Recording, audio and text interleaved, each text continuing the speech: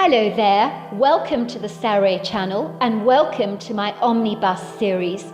I've got so many of these omnibuses that are going to come out so that you'll be able to listen to an hour's worth of stories, which I know you're going to love.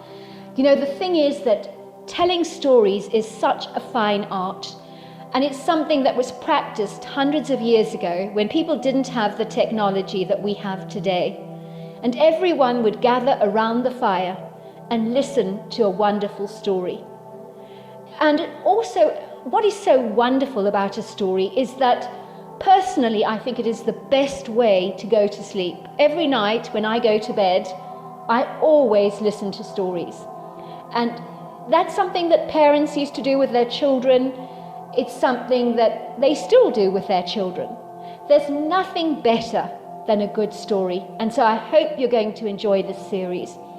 And before we start, I just want to say, do subscribe to my channel because you don't want to miss out on anything. Because I'm in for the long haul and I want to make sure that you get the most stunning stories to go to bed with at night or to listen to when you want to be one of those people sitting beside the fire and listening. Don't forget to subscribe to my channel and let's get started. I hope you're going to enjoy the omnibus. Dear Sarah, and all your lovely listeners.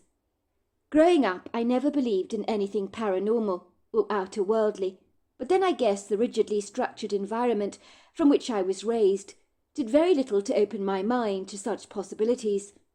I certainly did not believe in cryptic creatures of any kind, like Bigfoot, Dogman, or the Wendigo.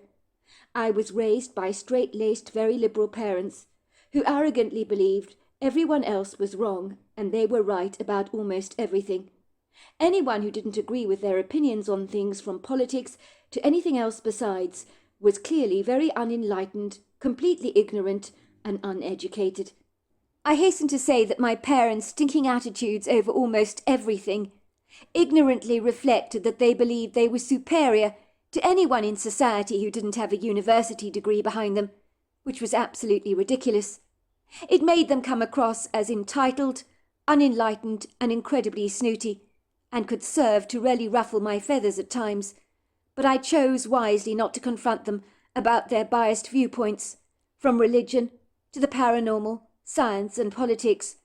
For let's just say challenging my father, who could be dictatorially persuasive and stubbornly unyielding at the best of times, would be tantamount to wrestling a very aggrieved, bad-tempered tiger, or possibly just putting my hand down the waste disposal unit in our kitchen and expecting to walk away unscathed. Ostensibly, in any disagreement I had with my parents, I would invariably be the one that would end up licking my wounds, so I avoided arguing with them about anything. My parents' lives were rigidly structured by laborious routines that served to make life tediously dull and exceedingly drudgerous, especially for a young man such as myself, that was aching to enjoy a little adventure in my life from time to time.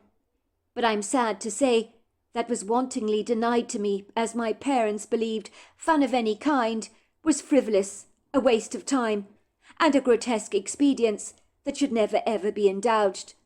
I was the sad little boy growing up that was denied trips to the fair or circus, and at 5 years old I remember being told that Father Christmas was not real, and not to expect a stocking to be delivered to me from down the chimney, as it was all just a fairy tale.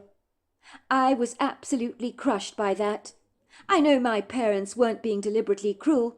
They were trying their best to raise me in a way they thought would be suitable for me, and they thought indulging my imagination was setting me up for disappointment later on in my life. So it was best I knew that Santa didn't live in the North Pole, or slide down the chimney on a cold winter's night to leave behind a stocking for me on the mantel. So yes, I guess you could say I was poignantly aware, from a very early age, that my parents were very different to the other kids' parents that I knew. And I was quick to observe that other families indulged in much more excitement in their lives than I ever did. Our family never went away on holidays, as engaging in travel was once again a frivolous, unnecessary expense. As a kid, I envied other children when they were escorted away on exciting vacations for skiing holidays or leisurely holidays by the beach. I was the lonely kid that was stuck at home, twiddling my fingers aimlessly, while I tried desperately to entertain myself. Tutors were sent to the house to teach me all kinds of subjects that I didn't learn at school, like how to speak German and French fluently. My mother was so rigidly disciplined. She did the family washing every Thursday afternoon, the ironing on Friday, and on Saturday morning she did the family shop. And I think she would have got quite flustered if something popped up unexpectedly during the day to unsettle the flow of her perfect routine. For when that happened, she would become decidedly anxious.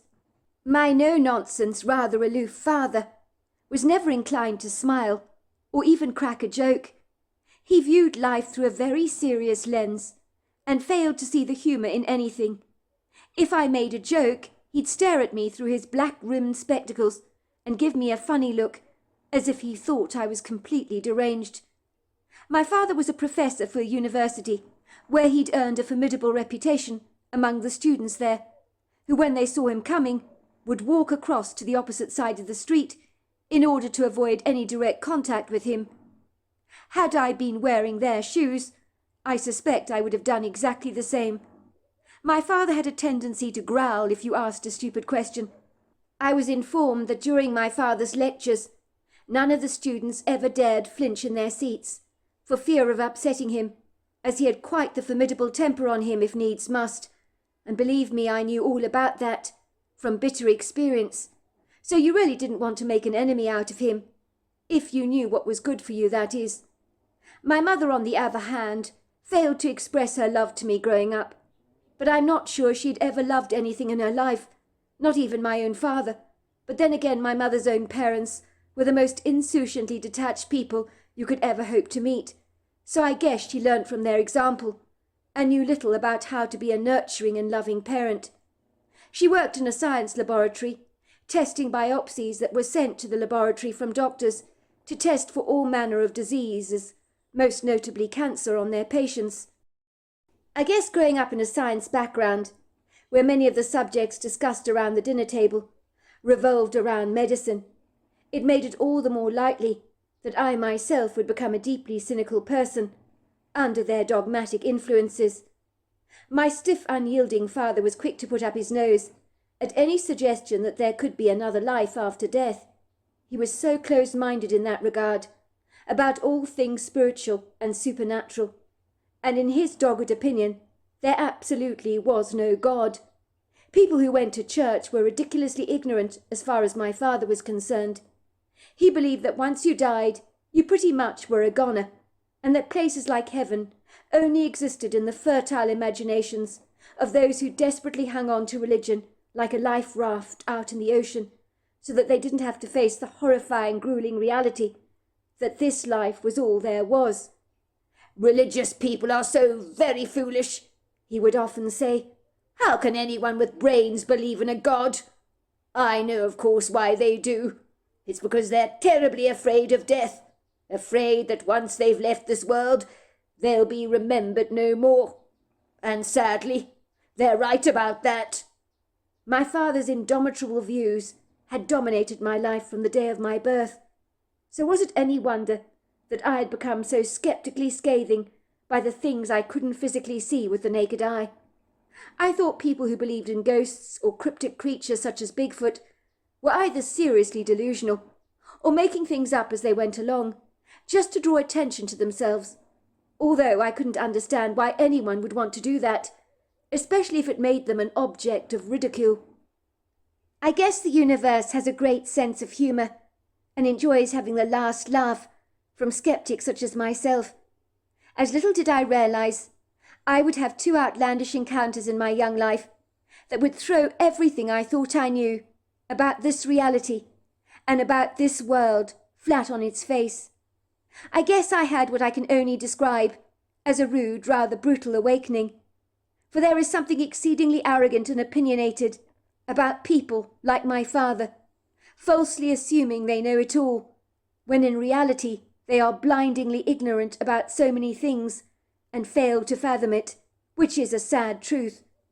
My father was like one of those closed oyster shells you haul up in a net from a fishing trip and throw out onto the deck. And then with a knife, well, a very sharp knife that is, you try and open the shell, and it refuses to budge because it is so tightly closed. So you just haul it back into the ocean, for it is good for nothing. Unfortunately, until the age of 18 years old, my views of the world were very limited, but that would soon dramatically change. I misleadingly believed I had a good grasp on how this world was put together and how our reality works.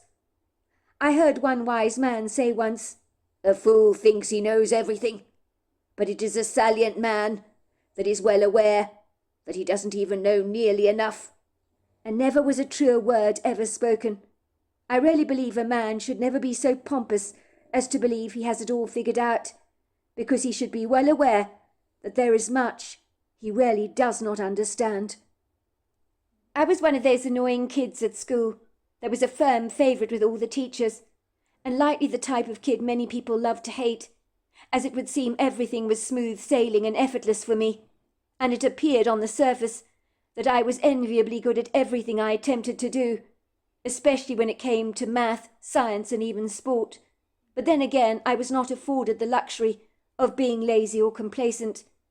Ostensibly, my demanding, overbearing parents oversaw the helm of our ship, and I couldn't afford to go adrift, although, believe me, the temptation was always there, when a rebellious streak inside of me would rise up like a belligerent, angry, untamed ocean wave that was eager to defy my parents' will. But like the wimp I so obviously was back then, I would recoil and shrink away to avoid any cantankerous outbursts with my father. I was absolutely terrified to stand up to him and face his wrath.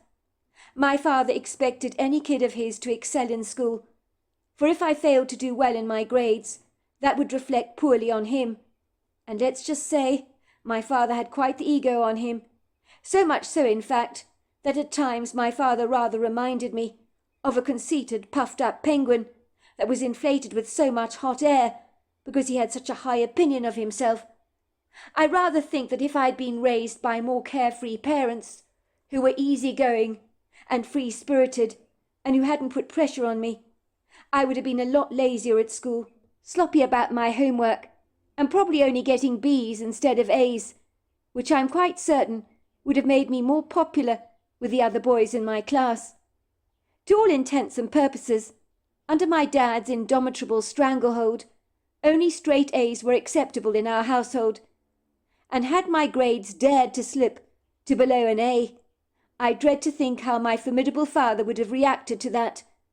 But I would have been too afraid to test those choppy, tumultuous waters, as no one willingly would put their finger in a tank filled with piranhas, unless they wanted their hand to be bitten off, and back then I knew what was good for me. There was a small part of me that resented my parents' high expectations that they doggedly enforced upon me. Their demands for me to succeed drained much of the fun out of my young life. So much of my time was devoted to my studies, and while other kids were enjoying their teenage years, I was the one sitting at home, dutifully fulfilling the wishes of my parents, and too afraid to put a foot out of line, almost as if I was a soldier in the military, caught under the watchful eye of the domineering sergeant in charge, who would lightly have me do 1,000 push-ups if I even got a drop of dust on my boot. Likewise, my father believed my academic performance at school was a prerequisite to accomplishing my goals in life, as without education I would be as useless as a gnat, and I remember him saying as much. Later on in my young life I was to learn that education is overrated, as sometimes the greatest wisdom comes from our life experiences, and of that I'm in no doubt. Sometimes a man who's lived on the streets might have a greater understanding of the world and the toughness of life than someone who has attended the finest universities, for the arrogance that comes with such accomplishments never ceases to amaze me, and some of the most advantaged and privileged people of our time can be the most narrow-minded of all.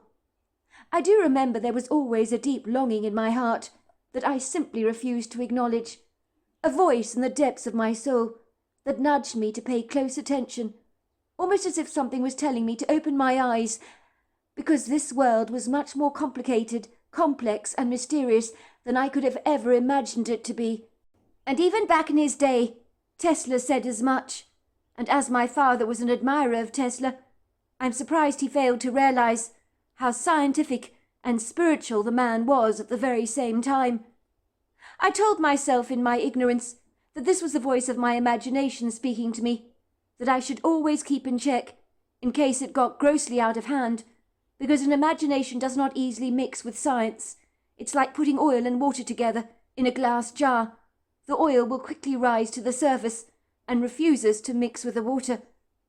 My outlandish story started when I was about 18 years old, when my view of reality was about to do a complete 180. I remember it was the 21st of May 1984, and after I'd finished my studies, I'd cycled over to the O'Connor house, where I was close friends with the two O'Connor brothers, who had become to me like the brothers I wished for and never had, and to this day I consider them family. I remember it was a beautiful afternoon in spring, with the sun casting its light shadows across the street, where the sycamore trees lined both sides of the pavement, and they shimmered with a twinkling glaze from the reflectant gossamer light. I hoped the good weather would last, for in this part of Washington state the weather was as mischievous as a misbehaving spouse that is clandestinely having an affair behind her husband's back. I had taken out my mountain bike and cycled past the elegant row houses with their pristine front lawns of perfectly manicured green grass and flower beds ablaze with pretty garden shrubs. It was unusually quiet that afternoon, although the sweet twitters of pretty bird song was quite pronounced.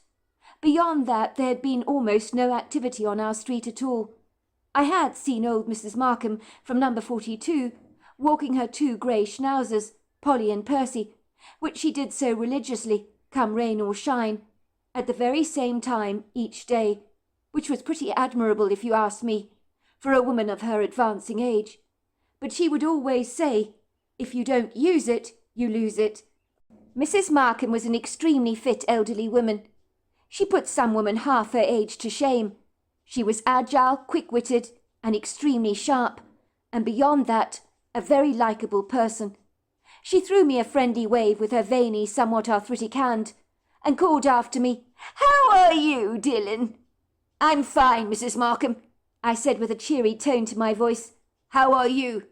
I stopped my bicycle on the street opposite her, to be polite, and to have a quick chat with the woman, whom I was well aware lived on her own, and probably got lonely occasionally. "More to the point," I said teasingly, "how are Polly and Percy over here?" When I mentioned her two adorable schnauzers, who were like medium-sized teddy bears, Mrs. Markham's face burst into a bright smile, and her grey-blue eyes twinkled. "Oh, they're as mischievous as ever, let me tell you, Dylan," she told me proudly, looking down at her dogs adoringly. "Percy, as usual, tries to gobble up poor Molly's food at dinner times. I have to watch him like a hawk, you know. One time he managed to grab a bag of chicken breasts I'd bought from shopping, and the cheeky bugger devoured them all. I searched high and low for those chicken breasts, let me tell you, and almost went to the shop all the way back to ask them if they'd forgotten to put them in my grocery bag. I thought I'd left them behind. But let's just say, after Percy had eaten 12 raw chicken breasts, he threw them all up. So I knew who the guilty party was. The bugger had stolen them from me, and he looked at me as if butter wouldn't melt in his mouth. He is so naughty, but I can't help loving him all the same." "That's hilarious, Mrs. Markham," I said, unable to stop laughing. "Oh, believe me, Dylan, don't be deceived by these grey balls of fluff. They keep me on my toes, let me tell you," she chuckled. Both her schnauzers were lifting their legs up against a tree to leave their signatures behind, and then sniffing the grassy verge. Mrs. Markham had told me that Polly and Percy had become like children to her after her husband Bob died 5 years ago. She had shared with me quite candidly that she had lost the will to live after his death, but then her daughter Veronica had brought her 2 schnauzer pups, a boy and a girl, that she had chosen to call Polly and Percy. She claimed the dogs had given her a new lease of life. "You know, Dylan," she told me, "the best thing my daughter Veronica ever did for me was to get me those schnauzers. I was reluctant to keep them, of course, at my advanced age. But Veronica assured me that if anything were to happen to me, she would take care of the dogs, which is a huge weight off my mind, let me tell you. But with Polly and Percy around me all day long, I no longer feel so desperately alone. They always put a smile on my face every day, let me tell you. Mrs. Markham was in her late 80s, approaching her 90s, and there wasn't a day that didn't go by that she didn't grieve her husband's, Bob's, passing. Bob Markham's grave was at the local cemetery at the bottom of our road. Every day after Mrs. Markham had walked the dogs, she would take them back home and walk down the road again to the cemetery, where she dutifully lay flowers at her husband's grave. Indeed, she never missed a day in going to visit his marble slab, engraved with the words, "Rest in peace, Bob. You'll be sorely missed." Mrs. Markham would say to me, "I know he's probably not around his grave site, but going to visit him every day at the cemetery, it's a point of contact, you see, if you know what I mean. It makes me feel very much as if he's still around." I was someone who didn't believe in life after death, let alone the likelihood that in death Bob Markham would hang around his gravesite. As far as I was concerned, if there was life after death, or consciousness that is, I'd likely explore the entire universe and all its dimensions, rather than hang around my gravesite at a cemetery. I humoured Mrs. Markham, as she was such a sweet lady, and said, "I'm sure he's still very much around, Mrs. Markham." In truth, I didn't believe a word of it, but I knew my reassuring words brought her some comfort. She looked at me reflectively through her grey blue eyes and said, "What a nice thing for you to say, Dylan. So very comforting you are. You're a thoughtful young man, you know. You really think Bob is still around, do you?" I hated to lie to Mrs. Markham, because she looked so hopeful, as if she was hanging on to my every word. So I said, "But of course he's around you, Mrs. Markham. I don't doubt that for a second." The gloomy, oppressive-looking cemetery at the bottom of our street accommodated graves going back through the centuries. Some were so incredibly ancient and decrepit, they'd long since been forgotten about and abandoned. Such forlorn, forsaken graves, I'd been told by my own mother, were hidden at the very back of the cemetery, in front of the wooded area that stretched back for many miles. Most of these now unmarked graves, due to the hands of time and erosion, had lost their engravings and were now covered in moss and lichen. That part of the cemetery was heavily overgrown, with wild grasses and weeds, for not even the caretaker paid attention to them, which at the time I thought was an awful shame. For some reason he wantonly ignored those ancient graves. It was as if he had an insouciant attitude towards them, as they were no longer visited by loved ones, as I rather suspect the loved ones had also passed away. I personally preferred to avoid the cemetery at all costs, not because I was remotely superstitious, nor did I believe in ghosts for that matter, but the place gave off an airy, rather sinister vibe that gave you the chills. Put it this way, I would not have liked to have been buried in that cemetery. Over the years, rumours abounded that the cemetery at the bottom of our street was haunted, but my father had said that that was poppycock, which I believe were the exact words he used. "What nonsense!" he would say. "There is no such thing as ghosts, and there is no way the place is haunted. What is wrong with people? They can be so damn gullible and naive." My mother at least had the good grace to gingerly admit that the cemetery at the bottom of our road looked pretty spooky, and even if ghosts didn't exist, that she wouldn't want to be seen wandering around that cemetery, especially not at the dead of night. The cemetery was on a large, extensive property, which stretched out into a heavily wooded area in Washington state, and there were very few locals that seemed to visit the old cemetery. It was more drifters from the outside areas that tended to visit it. I often privately wondered if they too had picked up on the airy vibe of the place, for believe me, I'd seen other cemeteries in my time that I'd actually enjoyed visiting, but the one at the bottom of our street was very creepy in every sense of the word. Once I'd enjoyed a chat with Mrs. Markham. I bid her farewell. I then cycled towards the twee little house close to the end of the cul-de-sac, not too far away from the cemetery. The O'Connor house was like a doll's house. It was perfectly symmetrical, with red terracotta roof tiles, white walls and spacious bay windows that overlooked prepossessing views onto the street. They had a gravel drive and a perfectly manicured front yard, along with a water fountain and a pond teeming with koi carp. Some of these koi carp were incredibly impressive in size, and they didn't mind it when you dipped your hands into the water and stroked them, which I often did. I was looking forward to seeing the O'Connor brothers again, who I considered to be my best friends. They were a year apart in age, with Ethan being the oldest, but they might as well have been twins, for they had so much in common and were passionate about music. They belonged to a trendy boy band that played jazzy music at the local bar in town, and they were paid for the privilege, for people flocked to listen to them. I had heard via the grapevine that they had returned from their fishing trip. I had known Nicholas and Ethan since the grasshopper years of my life, and although they were so different to me in every sense of the word, for some reason we got along famously, and our extreme differences appeared to complement each other. It was ironic because Nicholas and Ethan had the most easygoing parents who had never applied any pressure or expectations on their children. They hadn't forced them to succeed at school like mine had done. I remember growing up, secretly wishing with all my heart we could actually exchange parents and do an outright swap like you did with stickers or stamps in those days. I'd have loved to have been raised by parents as fun-loving as the O'Connors, who were so wholesome in every single regard. I'd often teased Nicholas and Ethan for believing in the possibility of ghosts existing.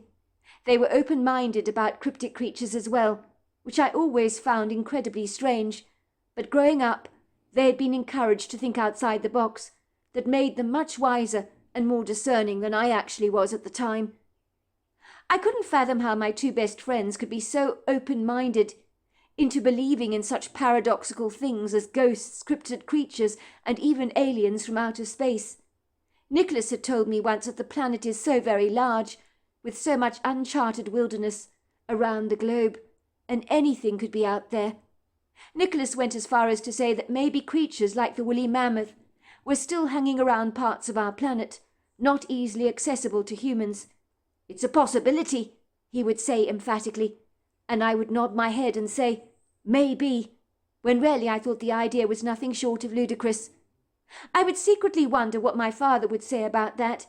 He'd likely conclude I was hanging around a bunch of imbeciles that had cotton wool for brains, but I assure you there was nothing backward about the O'Connor brothers, who were both extremely savvy. When I arrived at the O'Connor household that breezy afternoon and rang the doorbell, Mrs. O'Connor answered the door to me, greeting me with a warm, sincere smile. She was pleased to see me, and enveloped me in her arms, giving me a generous hug. She always smelt of honey soap, and I found the smell of her very comforting. She was the only adult that had ever hugged me in my young life, for my parents abhorred any kind of physical demonstrations of affection. I could see Mrs. O'Connor was extremely happy to have her boys back from their fishing trip. She got lonely without them around, as her husband worked on an oil rig, I believe it was, so she didn't see him very often. "Oh, there you are, Dylan," she teased. "I wondered how long it would take you to turn up here. No doubt you've heard Ethan and Nicholas are back from their fishing trip." "Yes, I heard," I said. "News travels very fast around here, does it not?" said Mrs. O'Connor with a big smile. She beckoned me into the house, closing the front door behind the both of us. She nodded towards the large sweeping staircase. "Why don't you go upstairs, Dylan? Nicholas and Ethan are playing their drums as usual, in the recreation room. It's the first thing they did, you know, when they got home. It's so typical of them, isn't it? Music is their life. I think they missed their drums more than they missed their own mother. I actually found this house alarmingly quiet when they were gone, and with the husband not being around, I didn't know what to do with myself. It was so desperately lonely here without them all, you know." "Well, they're back now, Mrs. O'Connor," I teased, giving her a wink. "I'm quite sure after a couple of days you'll wish they were gone already." "I don't think so, Dylan. I like having my boys around, and I enjoy your company as well. Now you go upstairs, will you? I will bring you and the boys some hot chocolate and brownies in a moment. I've made your favourite, Dylan, the ones you like with the walnuts." "Sounds yummy, Mrs. O'Connor." You know how I feel about your walnut chocolate brownies." I saluted her as I dashed up the staircase as quickly as I possibly could, for it had been pretty lonely in the street, without the company of my two best friends. I was eager to hear all about their fishing trip. As I approached the recreation room, I smiled as I heard the heavy drumming sounds of Nicholas and Ethan blasting away at their drums, for they were obsessed with music, and in any spare time they could grab, they'd be back at the drums. When I entered the recreation room, they stopped drumming at once and beckoned for me to take a seat on the black leather couch that was situated under a huge poster of Madonna that was strategically placed on the central wall. I think it was Nicholas who walked over to the vintage refrigerator and pulled out a Coke for me. He threw it at me and I caught it thankfully in my hand, and eagerly pulled back the ring pull and took some refreshing gulps of the fizzy drink. "How was the trip?" I asked them. "Did you manage to catch any decent-sized fish? I suppose you didn't." Ethan and Nicholas appeared to exchange furtive glances between each other. Nicholas finally nodded rather soberly. "Tell him," he said. "Not that I think that Dylan is going to believe a word of our story, but I still want him to hear it." "Tell me what?" I asked, raising a brow, looking from one brother to the next. Ethan then said very matter-of-factly, "I think we saw a ghost on our trip. Either that or something else that was outer-worldly, definitely demonic. It's a long story, really. But yes, I think we can safely say we saw a ghost. There, I've said it. It sounds weird saying it out loud for some reason." At this I sat up straight on the edge of the black leather settee. I grinned at both of them broadly. "Yeah, right. That's it. You schemingly thought you'd wind me up, did you, when you got back from your fishing trip? Is that it? So you saw a ghost on your fishing trip, did you?" I said sarcastically. "And my grandmother grew a bushy beard while you were away. You're calling my bluff, aren't you? I know when someone is trying to pull my leg." Nicholas suddenly grew sullen. "This is not a joke, bro," he said, his eyes suddenly widening. "I tell you, Dylan, I've never been so frightened in my entire life. We saw a ghost. Well, that's what I believe it was. And I was attacked by the thing. But whatever it was insanely evil." "What happened?" I asked, my curiosity now getting the better of me. For judging by the serious tones of my best friends' voices, I realized that this was no wind-up. Did the O'Connor brothers just tell me very casually that they'd seen a ghost on their fishing holiday? This was hard for me to assimilate, and I was sure they had to be mistaken. Perhaps it was a trick of the light, I thought. The eyes can be so easily deceived, can't they? And sometimes we believe we've seen things that we really haven't. As in the dark, ambiguous shadows, our highly impressionable imaginations can get way out of hand. Nicholas took a sip of his Coke. He paused briefly for a moment. He seemed somewhat reflective. "Well, our cabin that we were renting was one of many situated along a very large lake. All the cabins looked much the same, rather basic and rudimentary. They occupied different parts of the lake, so to speak. So you would wake up in the early morning to enjoy spectacular views over the sparkling water that incidentally was teeming with fish, but it didn't mean it was easy to catch them, let me tell you. Anyway, there is a village not far from the cabins, where you'll find a few shops that will sell you everything you need, so you don't have to go to the main town for anything, which is jolly useful if you want to spend most of your time fishing, which is what we both wanted to do. We were determined to improve on our fishing techniques, which I have to say are still pretty lousy. The village makes a lot of money from holiday makers that visit the area regularly. I believe business is booming for them, but the shops are very appealing, if you know what I mean. They have that vintage look about them, with pretty hanging baskets all over the place, and those keg barrels tumbling over with geraniums and petunias. The streets are also cobbled, so it has a historic atmosphere, if you know what I mean. When we were in the village, we discovered there was a bakery, a delicatessens, a pizza restaurant, a Chinese takeaway, an ice cream parlour, a grocery shop, a butcher, and a sports shop selling everything you could possibly need, from fishing tackle, horse riding gear, winter sports stuff, and more besides. And then there are a few little boutiques selling trinkets and some fashionable clothes. It's a charming village, if you know what I mean. The kind of place where everybody knows each other. The locals are very friendly, and they welcomed us, making us feel right at home. The place has a charming atmosphere." "Sounds great," I said enviously, for I knew that I never had the privilege of going away. I was privately wondering at this point where the ghost they claimed to have seen fitted into their story. "Go on," I encouraged. "Well, when we began our fishing holiday, one of the holiday makers staying in a cabin adjacent to ours, on the opposite side of the lake, was a very friendly man called Mark Patton, who had one leg that had been amputated from under the knee.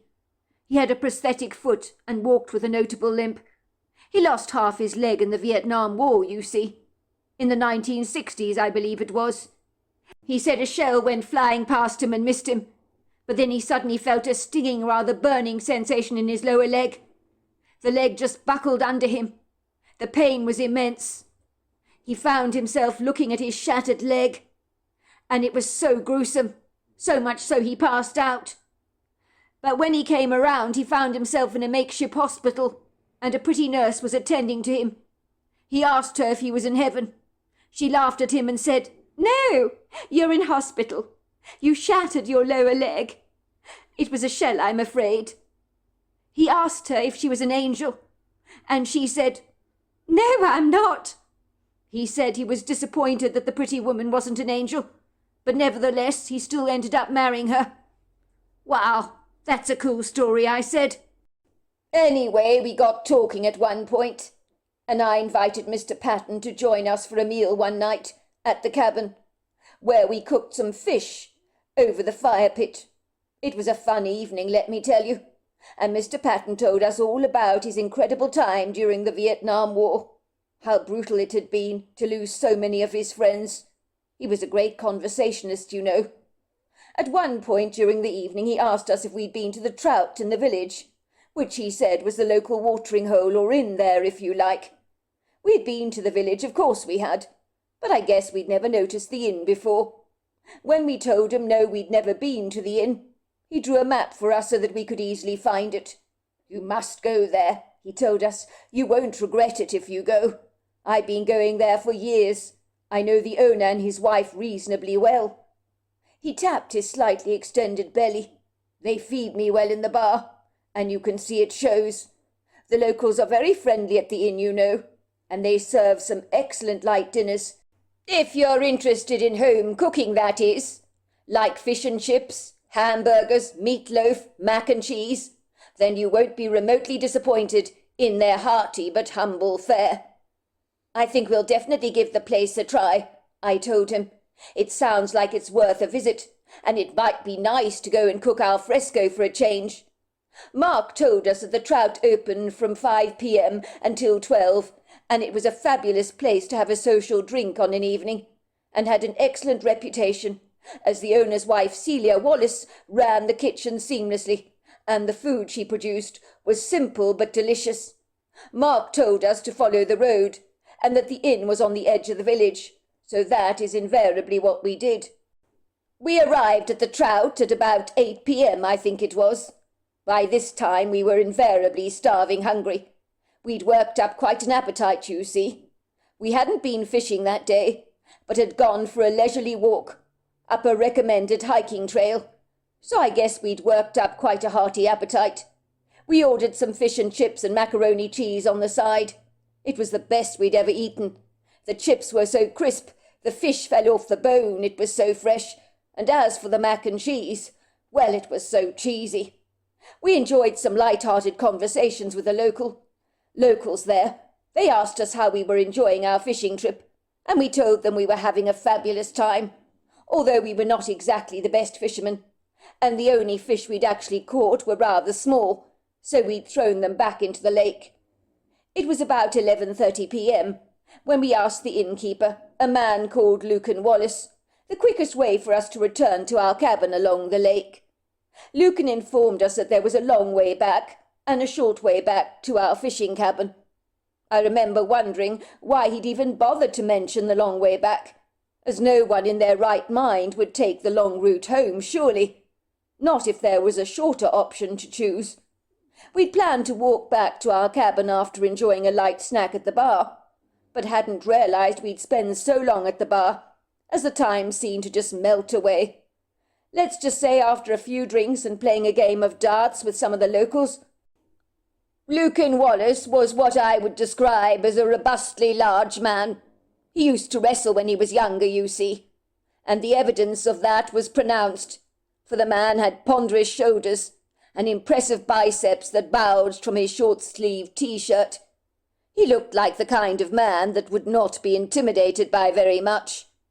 He told us he wouldn't recommend us take the short way back through the woods, because it was haunted. He assured us that it was far better to go back to the cabin by way of the dirt road, for although that trek was a little longer, we wouldn't be accosted by anything paranormal. When he said that, we were quite bemused and rather taken aback. Haunted, I said to him, but are you sure? Lucan Wallace seemed rather surprised by our stunned reactions. Of course I'm sure, he insisted. I've had some outer-worldly experiences in those woods myself, and believe me, I would never be seen going in there again during the night. People have seen strange light orbs there, heard disembodied screams, and some have had strange encounters with things that might not be altogether human. In the day it's fine, of course, to go into the woods, because they're benign. But when it gets dark, it's a different kettle of fish altogether.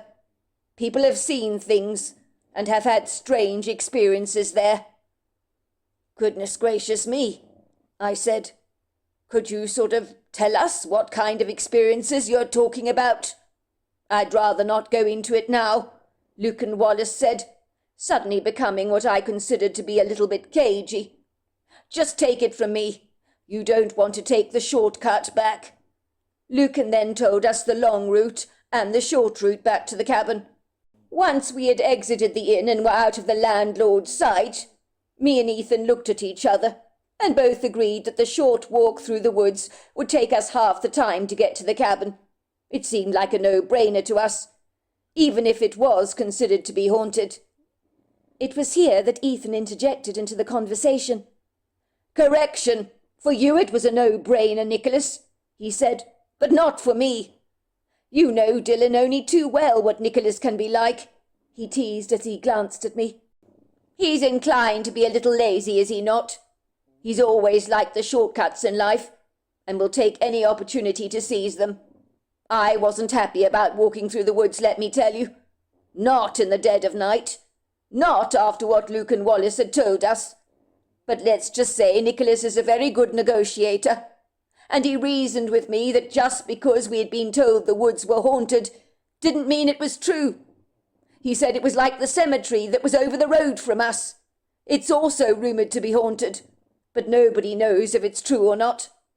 Let's just say I did think the idea of running into a ghost would be extremely unlikely, as those kind of things, well, they just don't happen to the O'Connors. I suppose it's true, Nicholas conceded. I guess if the truth be told, Ethan was more reluctant than I was to take the shortcut through the woods. But I guess I managed to persuade him and talk him round to reconsider. We both had powerful torches with us, and it was a reasonably light night, with a full moon hanging in the sky like a big pearly disk. I was enjoying the walk back from the trout. It was a pleasant evening, you see, with a cool breeze blowing against our cheeks. It was unusually light. We didn't feel intimidated or even daunted about walking back to the cabin in the dark, although I dare say we would have felt significantly more comfortable walking back earlier in the evening, and had that been the case, we'd have probably taken the long route home. We were tired and wanted to get back to the cabin as quickly as we could, so we could go straight to bed. It helped that we had a little alcohol in our system that made us a lot more confident. The walk was pleasant, very uneventful, so much so that any thoughts of anything paranormal passed us by, and we almost forgot what the landlord had warned us about. We walked through the woods rather casually, along the path, you could say, and that was when we saw what I believed was Mark Patton, the neighbour staying in the cabin opposite us, who had lost half his leg in Vietnam. I remember thinking to myself, fancy seeing him here, ahead of us on the footpath. We could see the distinctive red jacket that Mark Patton was wearing, the one he'd been wearing with us the night before, with the blue trim. I'd even asked him where he bought the jacket, as I fancied buying one for myself. He walked with a distinguished limp on his prosthetic leg, so I was certain we were seeing him. We didn't want to alarm him by shouting after him, so we thought we'd catch up with him. But the faster we walked towards him, the distance between us seemed to remain exactly the same, no matter whether we increased our speed or not. It was almost like chasing a mirage. I was surprised and somewhat bemused that Mark Patton was on the path ahead of us, but it was oddly reassuring.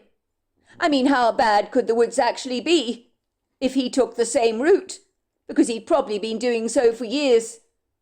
It was rather bewildering that we couldn't catch up with him, though. Ethan said that maybe we should call after him, let him know we were behind him. We shouted after him, "Mark! Mark! It's us! It's Nicholas and Ethan!" The weirdest thing is that Mark failed to respond to us in any way. We were perturbed by this, for we didn't believe he was hard of hearing. We continued along our way, believing that maybe Mark was slightly inebriated, and when you're drunk, you can sometimes lose an awareness of what's going on around you. Mark Patton continued limping along the path, and then he suddenly turned around and looked straight at us. In that moment my heart began to thunder violently in my chest, and a cold, breezy chill ran down my spine. We realized we were not seeing Mark Patton at all, but this grotesque-looking man. He seemed disfigured and very peculiar. I can't say if he was fully human or not. There was something insidiously predatory about him, maliciously evil. He had empty sockets where his eyes should have been. There were dark hollows on his pockmarked face. There was a grey translucent colour, and the skin hung off his face like a limp balloon. Despite the fact that he appeared to have no eyes, he was looking straight at us, I could tell that for sure, and smiling vindictively, almost as if he knew he had macabrely fooled us into believing he was someone else. I felt as if he had been playing some nasty game with us by impersonating our friend. All of a sudden he vanished before our very eyes, in what I would describe as a flash of light. He was gone from our sight, and I think in that moment we discerned we must have seen a ghost.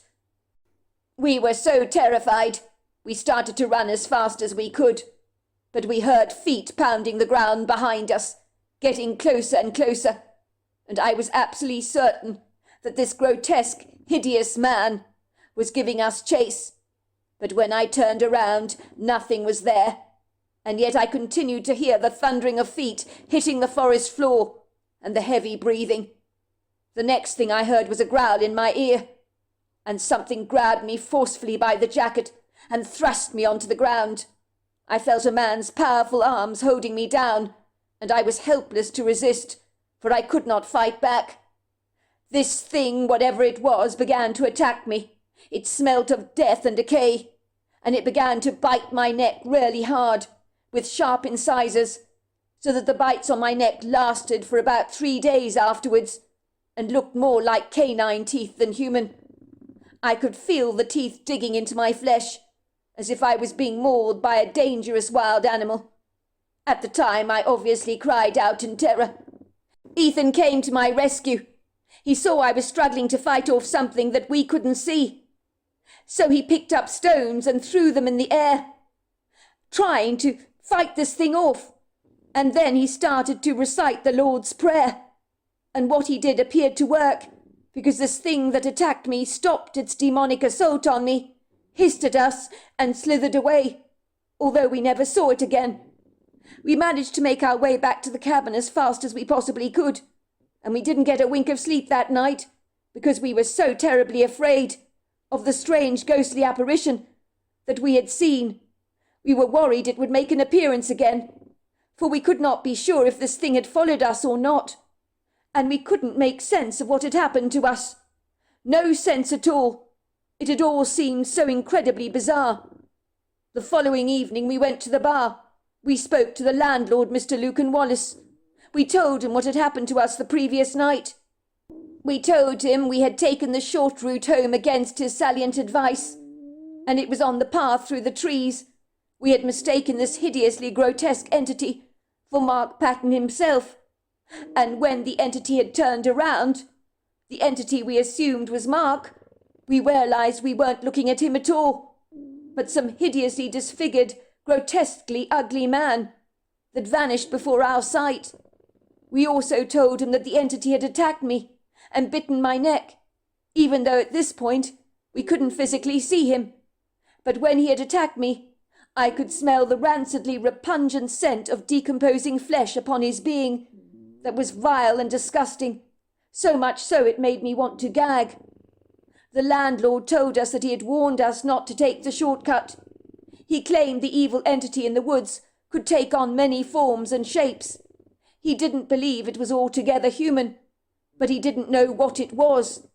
He said it was known by many of the locals as the shapeshifter, as many had encountered the strange entity that had deceived many and seemed to hang around the wooded area that surrounded the lake.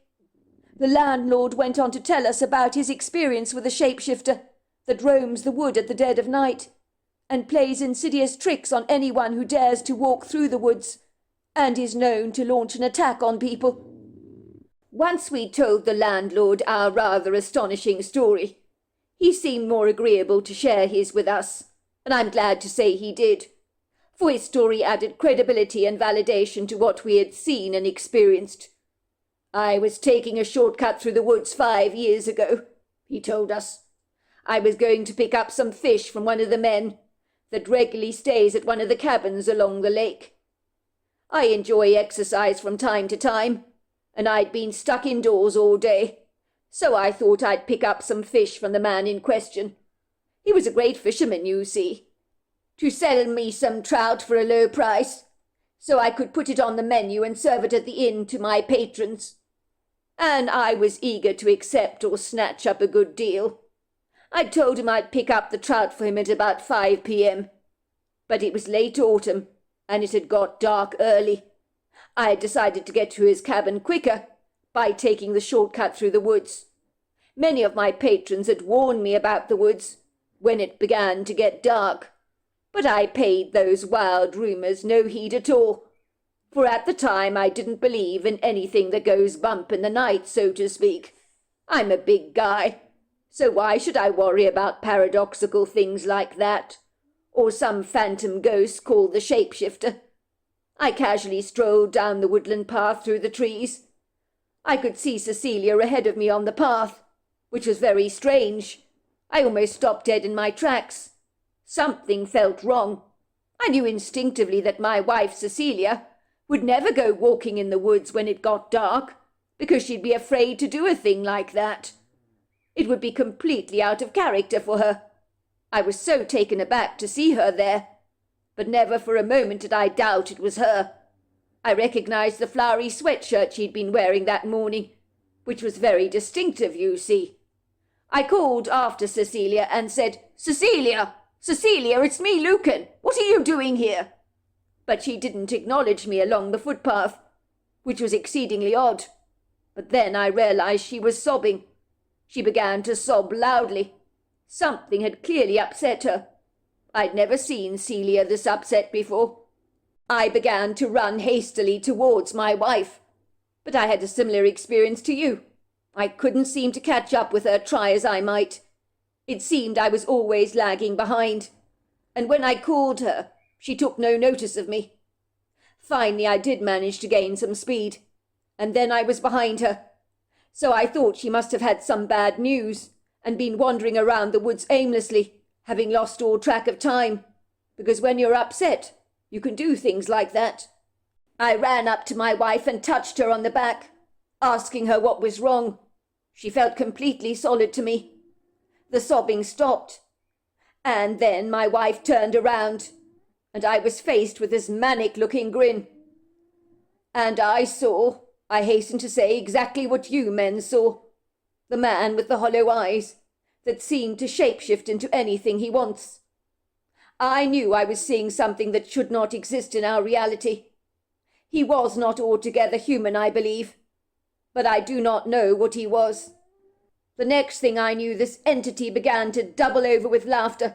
He laughed and laughed, as if he thoroughly enjoyed leading me on a wild goose chase. Thinking about that laughter now makes my skin crawl. It was demoniacal.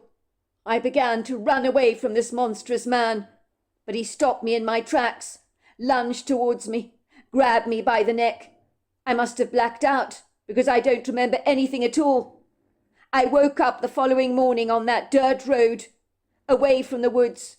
Someone was standing over me and slapping my face, asking me if I was all right. A search party had been looking for me, and a passerby in their car had seen a lump lying on the side of the road and decided to check it out. I felt so bemused, let me tell you, because I didn't have a clue what I was doing on the dirt road, or what had happened to me, but I'd been out for a long time, let me tell you. I did finally remember the grotesque man I'd encountered in the woods, and when I looked at my neck in the mirror, it was covered in bites. It looked like I'd been attacked by a wild dog, as those teeth marks were very discernible, and they were definitely not human. I was told by the locals that I'd obviously encountered the shapeshifter, and I was lucky to have been found, for there have been reports over the centuries of people disappearing from those woods, never to be seen again, and many believed the shapeshifter may have been responsible for their disappearances. "Good Lord," I said to Luke and Wallace, "that's an extraordinary story, and not that unsimilar to ours, although the evil entity didn't laugh at us, but he did seem to be wearing a vindictive smile, and looked as if he was enjoying himself." When Nicholas O'Connor and Ethan shared this unorthodox story with me, I didn't doubt for a second that they were telling me the truth, for I have known the O'Connors all their lives, and Nicholas finds it impossible to lie. Even when we were kids, I remember we were playing ball in the backyard, and Nicholas accidentally threw the ball through the window, and the glass shattered. When his parents asked who had done it, he admitted to it straight away, and if he'd lied, he'd have got away with it, as his parents might have believed the neighbours' kids had accidentally blasted the window out, but Nicholas seemed incapable of lying. "Wow, that's an incredible story," I said. "I don't know what to say." "You do believe us, don't you?" asked Nicholas, studying me earnestly. "Of course I believe you. I've known you both for years, and I know for a fact, Nicholas, you find it impossible to lie. I must admit I'm kind of envious of the both of you. Not only did you get to go away on a fishing holiday, but you witnessed something so outlandish. I would have liked to have been witness to it, I must admit." "You should have come on the holiday with us," said Nicholas. "Too bad your parents are so damn dogmatic. But as for wishing you had an experience like that, I wouldn't wish it on anyone, Dylan, let me tell you. Do I need to remind you I was attacked by a ghost? This thing throttled me, bit me on the neck. It was malevolent, insanely evil. Believe me, you wouldn't want to have encountered this thing." "Maybe not," I agreed. "But I'd like to see a ghost. If they're real, that is. You see, my parents have conditioned me to be so narrow-minded and cynical about things, and I want to break through that paradigm, because when I'm older, I don't want to be anything like them. If my dad had heard the story you've just told me, he'd use only one word to describe it. He'd say it was all poppycock. He wouldn't believe a word of it." "Well, don't you worry, Dylan.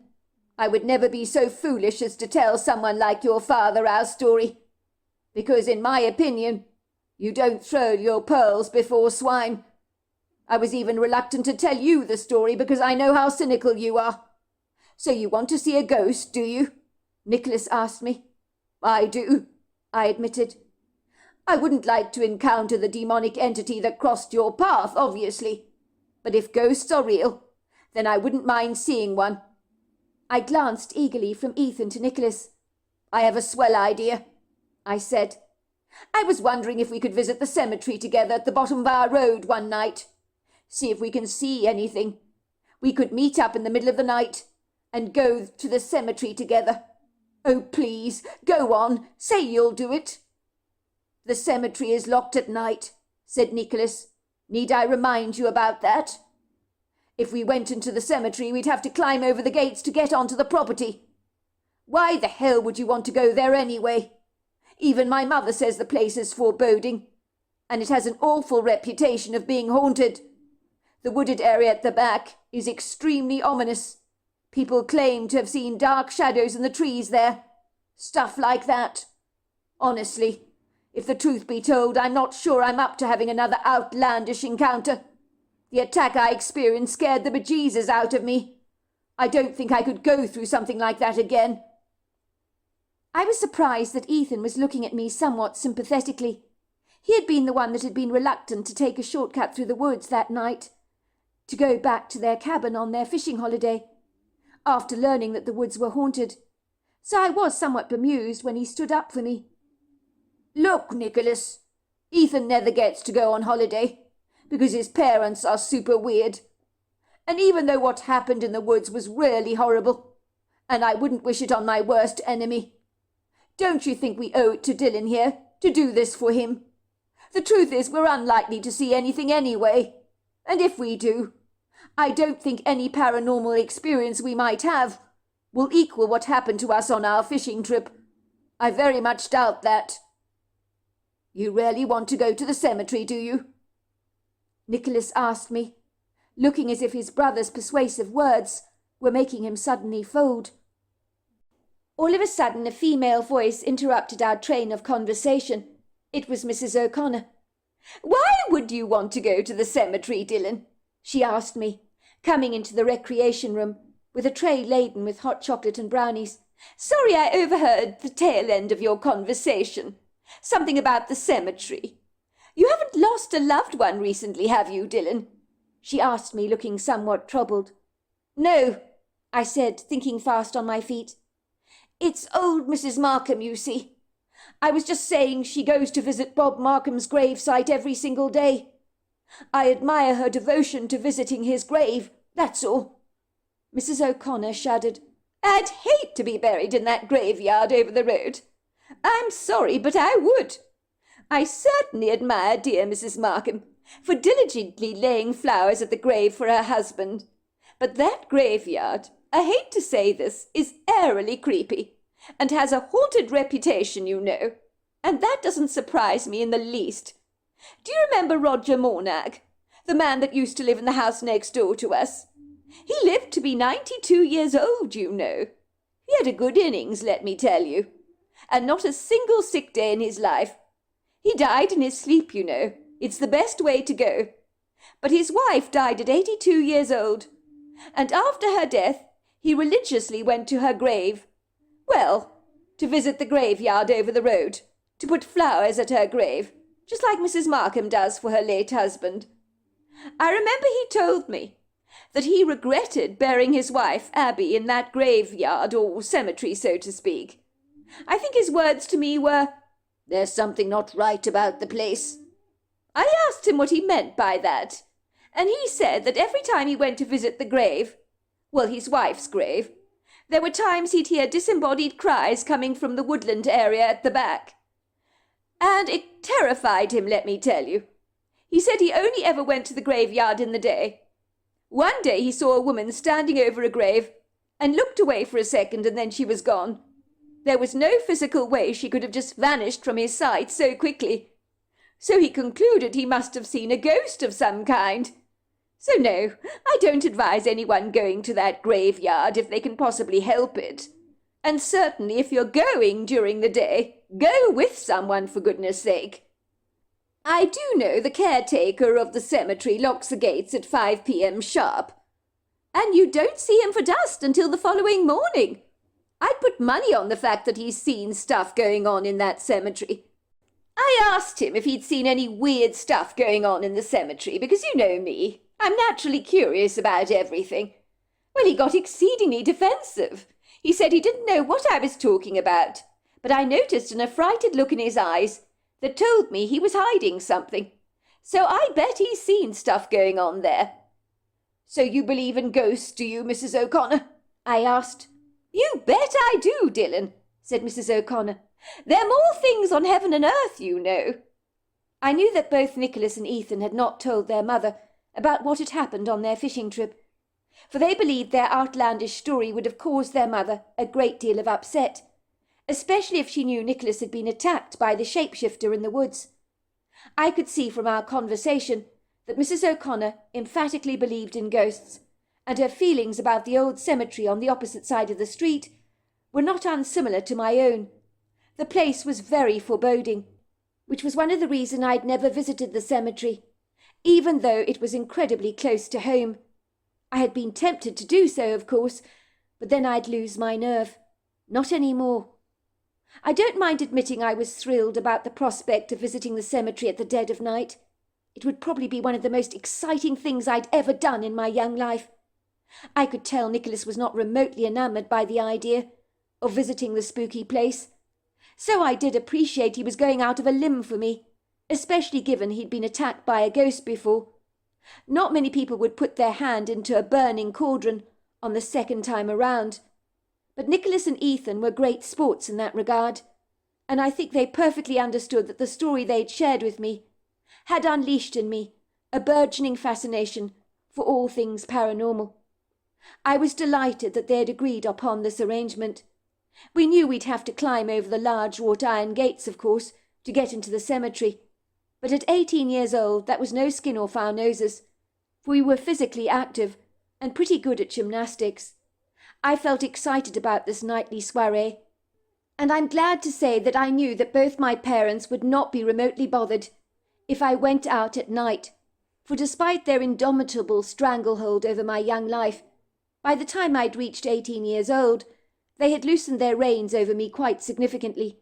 They viewed me now more as an adult than a child, so I no longer needed to abide by their strict instructions all the time, even though I still remained living under their roof.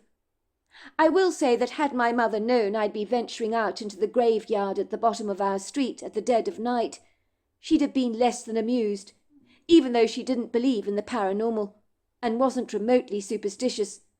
But she did understand why the old cemetery had a reputation for being haunted, as on a plethora of occasions she had remarked very casually about how creepy the place was, and over her dead body she'd never be buried in such an uncongenial place, and believe me, I could understand that. She'd say, "I don't know how old Mrs. Markham goes and visits her husband's grave every day. I do admire her for her diligence, of course, but it's something about that cemetery that just gives me the chills. Maybe it's because death is not a subject I like to think about, and every time I go past that cemetery, it reminds me of my own mortality, something I would really not focus on.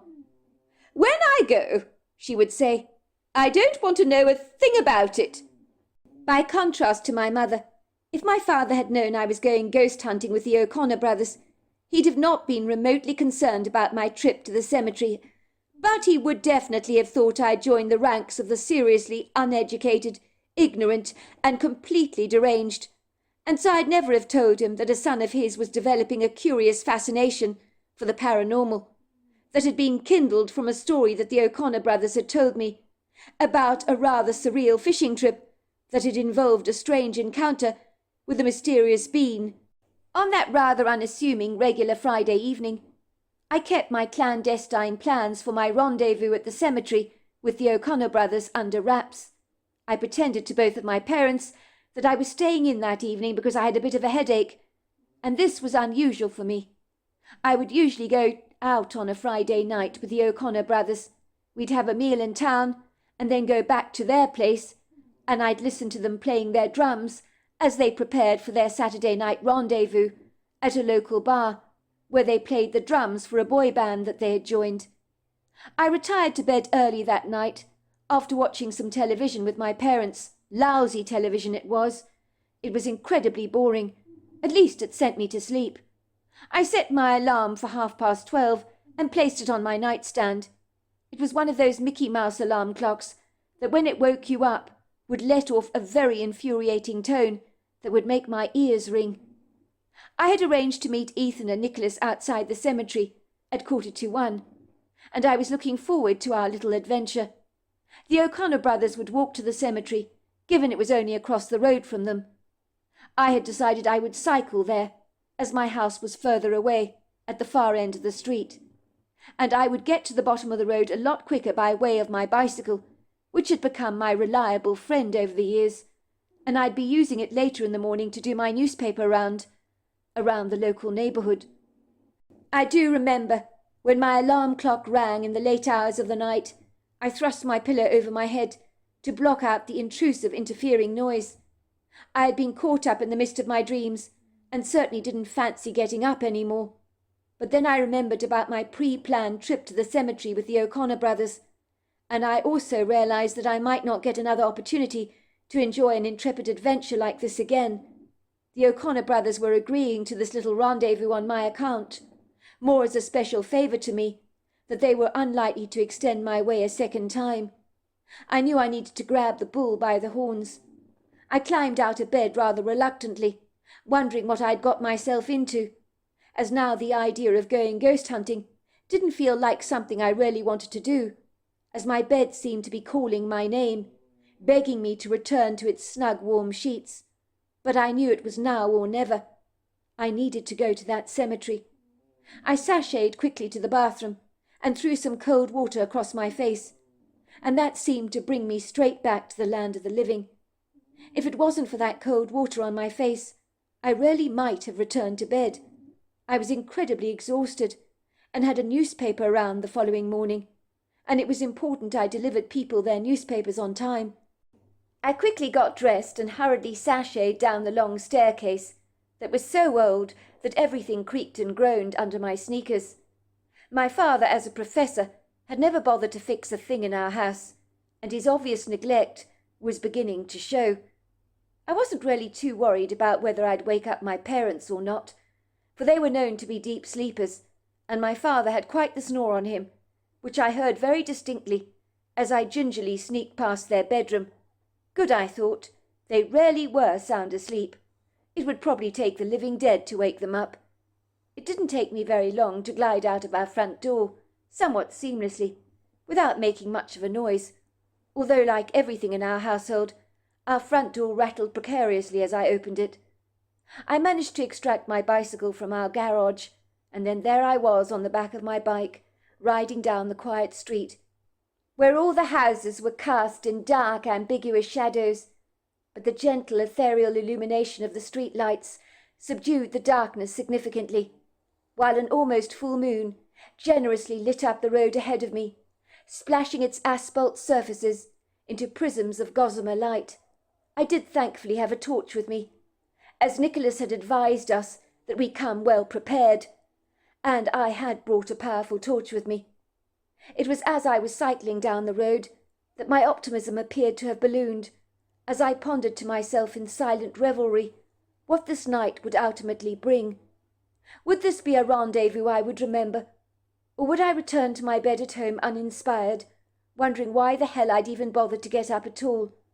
Of course, in reality, I knew very well the chances of encountering anything outer-worldly were not desperately promising. But then again, if I was to ever experience anything unorthodox, it would have to be at the cemetery at the bottom of our road, for it was a creepy, almost unholy place, with a frosty, unwelcoming energy. And if I was going to see anything at all in my young life that was remotely paradoxical, it would have to be there. Besides, it was the only place I knew about, close enough to home, that had a haunted reputation.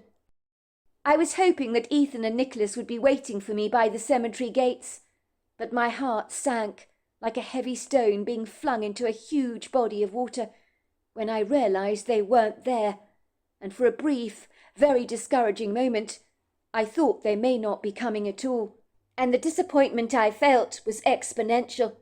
I knew there was no way on God's earth that I would dare to climb over the cemetery gates myself and boldly explore the cemetery in the middle of the night like this, not on my own, not without the O'Connor brothers at my side, for I knew that there was safety in numbers. Hand on heart, I wasn't brave enough to go in there on my own. I'm not that courageous, nor am I that stupid. As I stood outside the rather ornate, intimidating black wrought iron gates of the cemetery that seemed to be telling me to keep away, in a silent non-verbal communication, so to speak. I gingerly peered through the bars. The whole place really did look rather gloomy and grim, under the soft illumination of the moonlight, which I'm afraid only served to cruelly highlight just how inscrutably ghoulish the cemetery actually was. No wonder so many people avoided this place like the plague, for it would have been the perfect setting to host a Stephen King movie that would leave the viewer on the edge of their seat, biting their fingernails in trepidation, for the atmosphere of this cemetery was all you needed to conjure up a scene depicting your worst and most horrifying nightmares. I was reflecting over this rather soberly. Suddenly I was overcome with a reluctant hesitancy about this nonsensical harebrained endeavour, which had been my lunatically illogical idea in the very first place. All of a sudden I heard Ethan and Nicholas's muffled voices, along with a shuffle of feet, as they approached me at the cemetery gate. Ostensibly a sense of profound relief washed over my face when I saw them, and all my burgeoning doubts were somewhat held to ransom, for a moment anyway. "I thought you weren't coming," I said almost accusingly. "You took your time. It's already 10-1, I said, pointing at my watch. "You're 5 minutes late." "Keep your hair on, Dylan," said Ethan, slapping me on the back in a jovial manner that I didn't find remotely amusing. Well, not at this late hour of the night, anyway. "We're here now, are we not? We didn't let you down, did we? We've kept our promise to you. Are you still up for this, Dylan? I mean, do you really want to do this? Feel free to change your mind." I could see that Ethan's sanguine face looked rather hopeful, almost as if he was about to sigh with relief if I were to say no, that is. "No, I don't want to do this." But I didn't oblige his clandestine wishes, because now that the O'Connor brothers were finally here at the cemetery gate, turning around to go home seemed like a half-witted thing to do, when an opportunistic adventure like this lay before us, rather like an uncharted treasure map that we were yet to explore. "Of course I'm up for this," I said with a measure of mock bravado, for I assure you, I wasn't as confident as I appeared, but I wasn't going to let the O'Connor brothers know that, for if they saw any hesitancy in my demeanour, they might encourage me to leave, and I couldn't have that. "I told you I want to see a ghost," I affirmed. "I didn't come here just to go home, did I? That would be completely defeatist on my part." Ethan pulled a regretful face, and there was an uncertain look in his eyes, which revealed to me he really didn't want to be doing this, and was already engaging in feelings of grave doubt. "I hope you're not going to be disappointed, Dylan," he said rather candidly. "You see, if you're expecting to see a ghost, I think it's extremely unlikely that you will. Well, I mean, get your wishes fulfilled. That's what I'm trying to say." "I know," I said, "but if you don't dip your hand into the water, you may never know what the temperature is, will you? Staying at home is only going to ensure that I never get to see what I'm hoping to see. But I appreciate the fact that there are no guarantees in anything." "Good, Dylan. I'm glad you get it. At least I sincerely hope you do. I want to remind you that the fact that me and Nicholas spotted something very strange on our fishing holiday doesn't mean it's going to happen again. In fact, it's very unlikely that it will. Maybe you won't see anything at all. My bet is that ghostly encounters usually happen to people who are completely caught off guard and are not expecting to see anything. Not to someone such as yourself, actively seeking out to experience something paranormal. What is it they say? A watched pot never boils. All I'm saying, bro, is don't blame us if we don't see anything. I just don't want you to feel disheartened, that's all. This cemetery has a fierce and haunted reputation, but there is no guarantee that it will live up to its wild rumours. The place might appear intimidating, but it could be very benign for all we know. I don't know much about this cemetery, because growing up my mother told us to keep well away from the place." I was not remotely discouraged by Ethan's warning words, for in my gut I really believed something paradoxical would happen that night. Why I felt that way, I'm not entirely certain. Inwardly I was practically begging the universe to make something unusual happen. I guess all my life exciting things always seemed to happen to other people, and never to me. I was the one that was always excluded from all the fun, as I had been on the O'Connors' fishing holiday. Ethan and Nicholas had assured me that there was nothing remotely fun about their terrifying experience with the shapeshifter they'd encountered in the woods. But I guess if the truth be told, I wanted a story of my own, that maybe one day I could share with my grandchildren, when they asked me if I had a ghost story to share with them. Doesn't every grandfather want to tell their grandkids a good old story? I know I would. It was pretty easy to scale the tall gates of the cemetery, which had been locked with a chain. Needless to say, they did rattle rather precariously, as we jumped over to the other side rather effortlessly. But then again, we were all reasonably nimble, so it wasn't much of a problem for us. Once we were on the premises, we followed the smooth asphalt paths around the graves, where rows of graves interspersed with perfectly pristine manicured grass and beds of white roses stretched out over vast areas of the cemetery. Indeed, there were crowded areas in the cemetery where so many graves stood together side by side, in solemn rows like an army of dead soldiers that weren't going anywhere any time soon. Some graves were ornate and rather lavish, others plain and very simplex, but all of these graves spoke of people that had all gone from this life, some taken long before their due time, and others that had been lucky to live a long, hearty, and hopefully full life. The sad, melancholic tombstones seemed to seek solace and humble reflection under the tenebrific sky, while wisps of pearly moonlight loomed over the headstones rather warily, casting somewhat menacing shadows over the graves, so that everything looked insidiously airy and pretentiously foreboding. From the moment we entered the cemetery, I felt a thrilling, rather incongruous mix of uneasiness and excitement at the very same time, that trickled down my spine in a cold rush of air, which was rather exhilarating, I have to say, like the feeling you get when riding a roller coaster. Something felt so off from the moment we entered the cemetery, but I wasn't sure where this disruptive, invasive feeling actually came from. I didn't want anything to spoil our fun, as after all it wasn't every day that you broke into a cemetery at the dead of night like this. My gut was beginning to twist itself into a tangle of knots, and my parched throat had become somewhat scratchy and very dry. Why was I feeling this creeped out, I wondered? I hadn't seen anything yet. We hadn't even started yet in exploring the cemetery. But I suspected the anticipation of what we were doing made me feel as if I was about to jump out of an aeroplane from a dizzyingly great height with a parachute. So was it any wonder I was feeling slightly out of sorts, somewhat overwhelmed? It was perfectly normal to feel like this, I told myself, for when you were circumnavigating a cemetery at the dead of night, anyone would feel the same way. "It is rarely spooky in the cemetery," said Ethan, looking around himself rather nervously. "I mean, it certainly didn't feel like this in the woods when we followed what we assumed was Mr. Markham. This place is infinitely more sinister. If my mother knew we were in here, she'd do her nuts, let me tell you. You know how she feels about this cemetery anyway, Dylan. She swears the place is haunted. So we've come to the right place. But as I keep telling you, don't get your hopes up.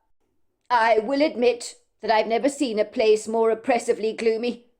Even the moonlight here does little to subdue the hostile, unearthly feeling of this place." Ethan fumbled around in his top pocket of his shirt and pulled out a box of Marlboro cigarettes, along with a lighter. I could hardly believe it. "You don't even smoke, Ethan," I said teasingly. "What are you doing with a box of cigarettes and a lighter?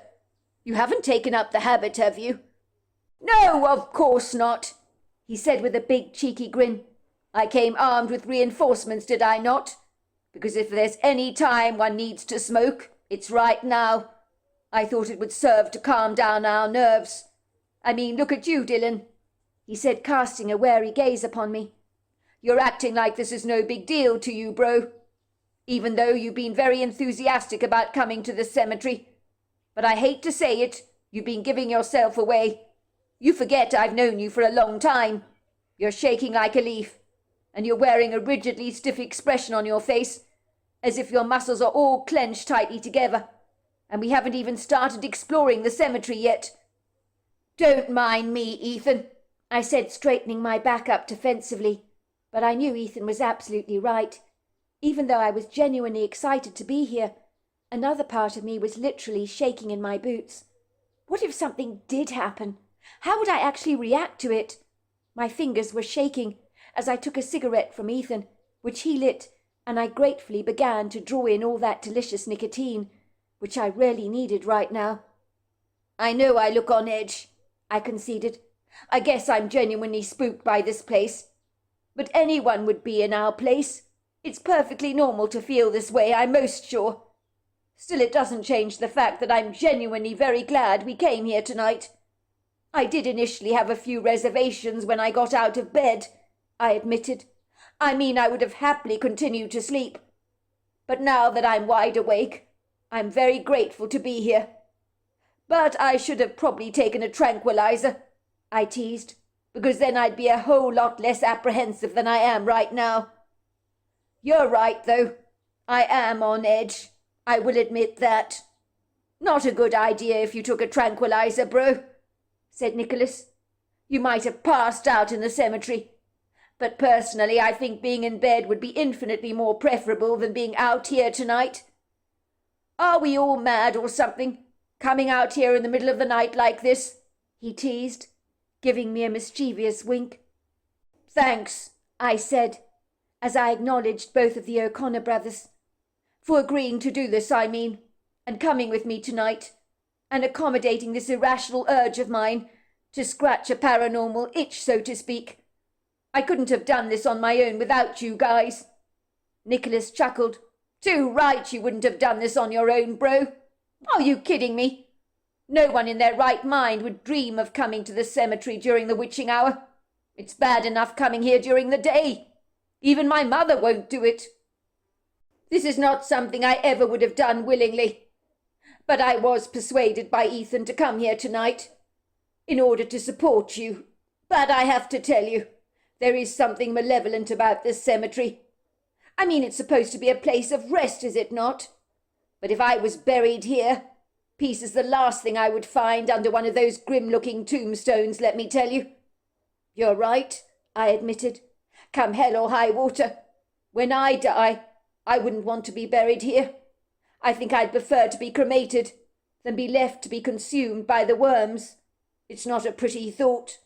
Don't think about that, Dylan. You're still young, like us. Death is a long way off for us, said Nicholas reassuringly. But when he said that, I didn't feel remotely reassured. I suddenly became all the more aware of my own mortality, for I hadn't failed to observe that many graves that surrounded us were occupied by younger people, which suddenly made me aware of just how fragile life really is, and I didn't want to entertain those sobering thoughts, not when I was only 18 years old. Why do you think the cemetery is so— what is the word I'm looking for? Ethan interjected. Well, so very disquieting, I think the word is. I feel very certain we're not welcome here. I have a profound sense that we're being watched all the time. By something insidiously evil.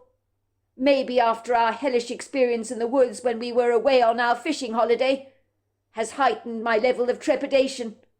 I'm probably very foolishly allowing my imagination to play tricks with me by creating ghosts and ghoulies in my mind. Maybe I should become an author, he joked.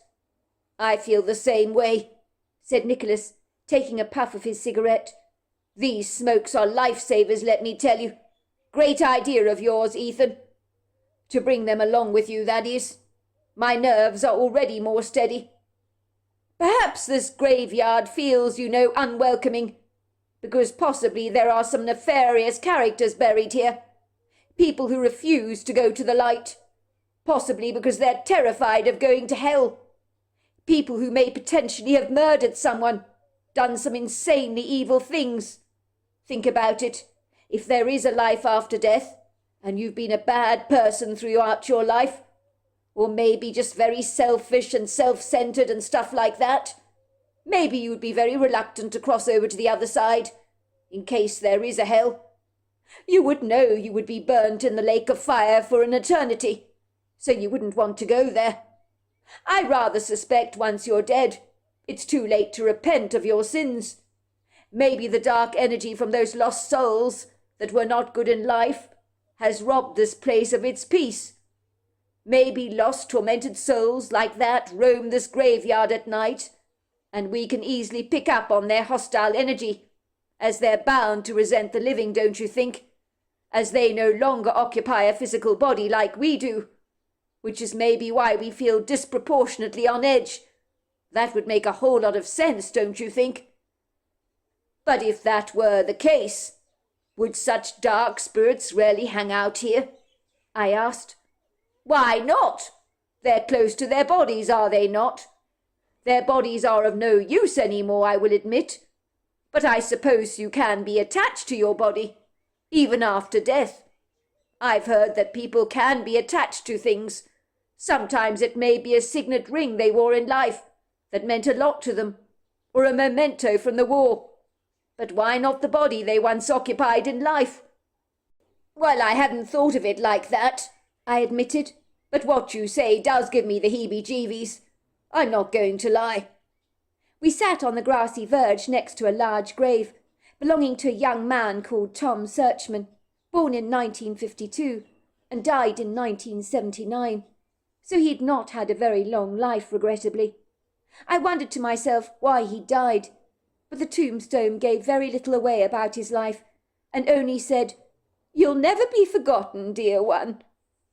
I liked Tom Searchman's grave for some reason. It was comforting to me. We began to smoke together, and even shared a few jokes that were probably not all that funny, but they lifted our spirits immeasurably, and you need a jolly good laugh when you're in a tense, uncongenial environment that puts you instinctively on edge.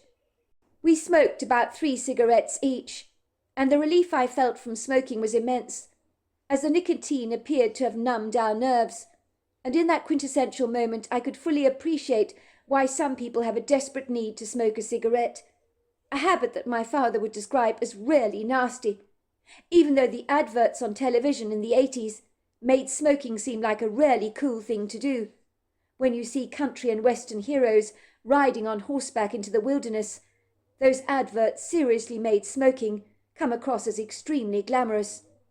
We glanced around the graves and acclimatized ourselves to the dingy darkness and to the shifting shadows that teased our imaginations, for very often something umbrageous would move in my peripheral vision, and I would turn around to look in that direction, and nothing was there. Both Ethan and Nicholas claimed to be experiencing the very same weird, bizarre phenomenon. But we persuaded ourselves that at night the penumbra light effects could be extremely deceiving. We could hear the pretty trill of crickets and frogs, and with our renewed confidence we felt inspired to continue on our intrepid journey through the sprawling cemetery, which seemed to spread out over a wide distance. We threw our cigarette stubs onto the ground and used our boots to stub out any light embers.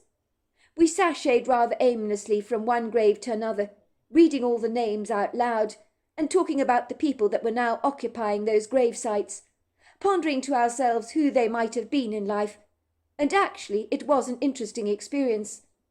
I'm glad to say for a moment all trepidation and feelings of disquiet abandoned us, but this short burst of tranquillity, I'm afraid, would not last for very long. We also came upon Bob Markham's grave that was so well tended, but I wouldn't have expected anything less from Mrs. Markham. She cared for her late husband's gravesite as punctiliously as she did for her two beloved grey schnauzers, Percy and Polly. There was a pretty display of fresh white roses in a vase on the gravestone, which was a huge granite slab that must have cost a pretty penny. But Mrs. Markham had spared no expense as far as her late husband was concerned. I remember Bob Markham's funeral had been excessively over the top, with a glamorous horse and carriage, along with all kinds of extravagant trimmings. "Poor Mrs. Markham," I said, looking at the grave, with a melancholic sadness across my face that I couldn't hide. "I don't know about you guys, but I liked Bob Markham when he was alive. A jolly good man he was." "He sure was," Ethan agreed with me. "But I know he didn't want to be buried." "He didn't?" I asked in surprise. "No, he didn't.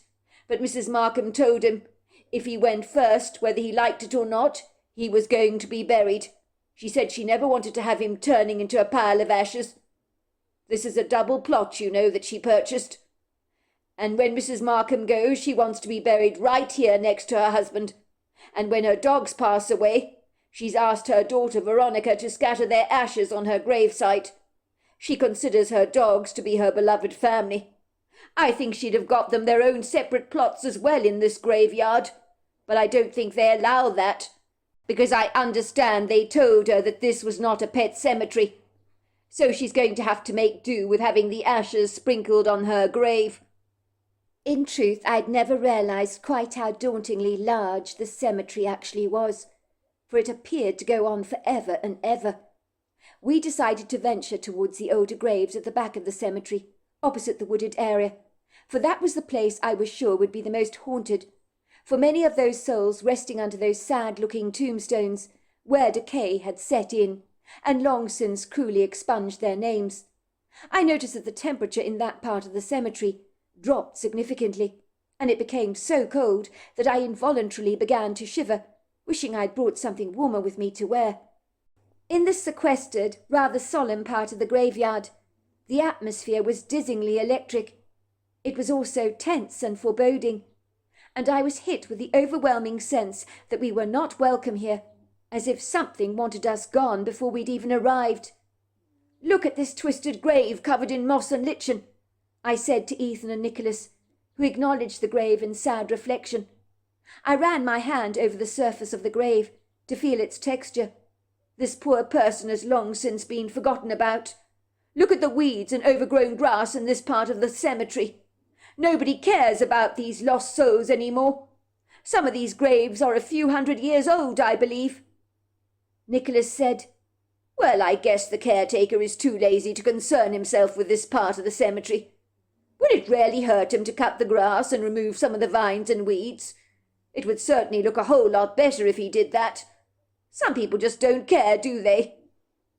It was a sober sight indeed, to see these sad tombstones, purging their way through the hardened ground, like ugly jagged teeth in a gumless mouth. They had been so obviously forgotten and forsaken, almost as if their souls were no longer of any significance. The grass, of course, was all long and untamed, while ugly weeds and burgeoning vines were strangling many of the graves. One creeper had practically smothered the entire grave, as if suffocating it so that it could barely breathe. I was so upset about this, and appalled that it had been left in such shoddy condition.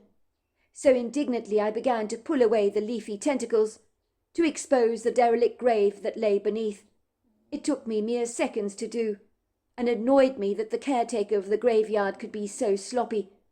They shouldn't allow the graves to get like this, I thought indignantly. I don't care how old these graves are. I think these dead people deserve a bit of dignity in death. All of a sudden I felt Ethan touch me on my shoulder, as if to calm my angst. Perhaps he'd picked up on it. "Don't do that, Ethan," I said, rather startled. "You scared me half to death. You made me jump out of my skin." I turned around to give him a glare. "Do what?" asked Ethan innocently. He was standing next to me. "Don't mess with me, Ethan," I snapped. "It's not funny. You put your hand on my shoulder, didn't you?" "No, I didn't," Ethan said. "But someone touched me. I know they did," I insisted.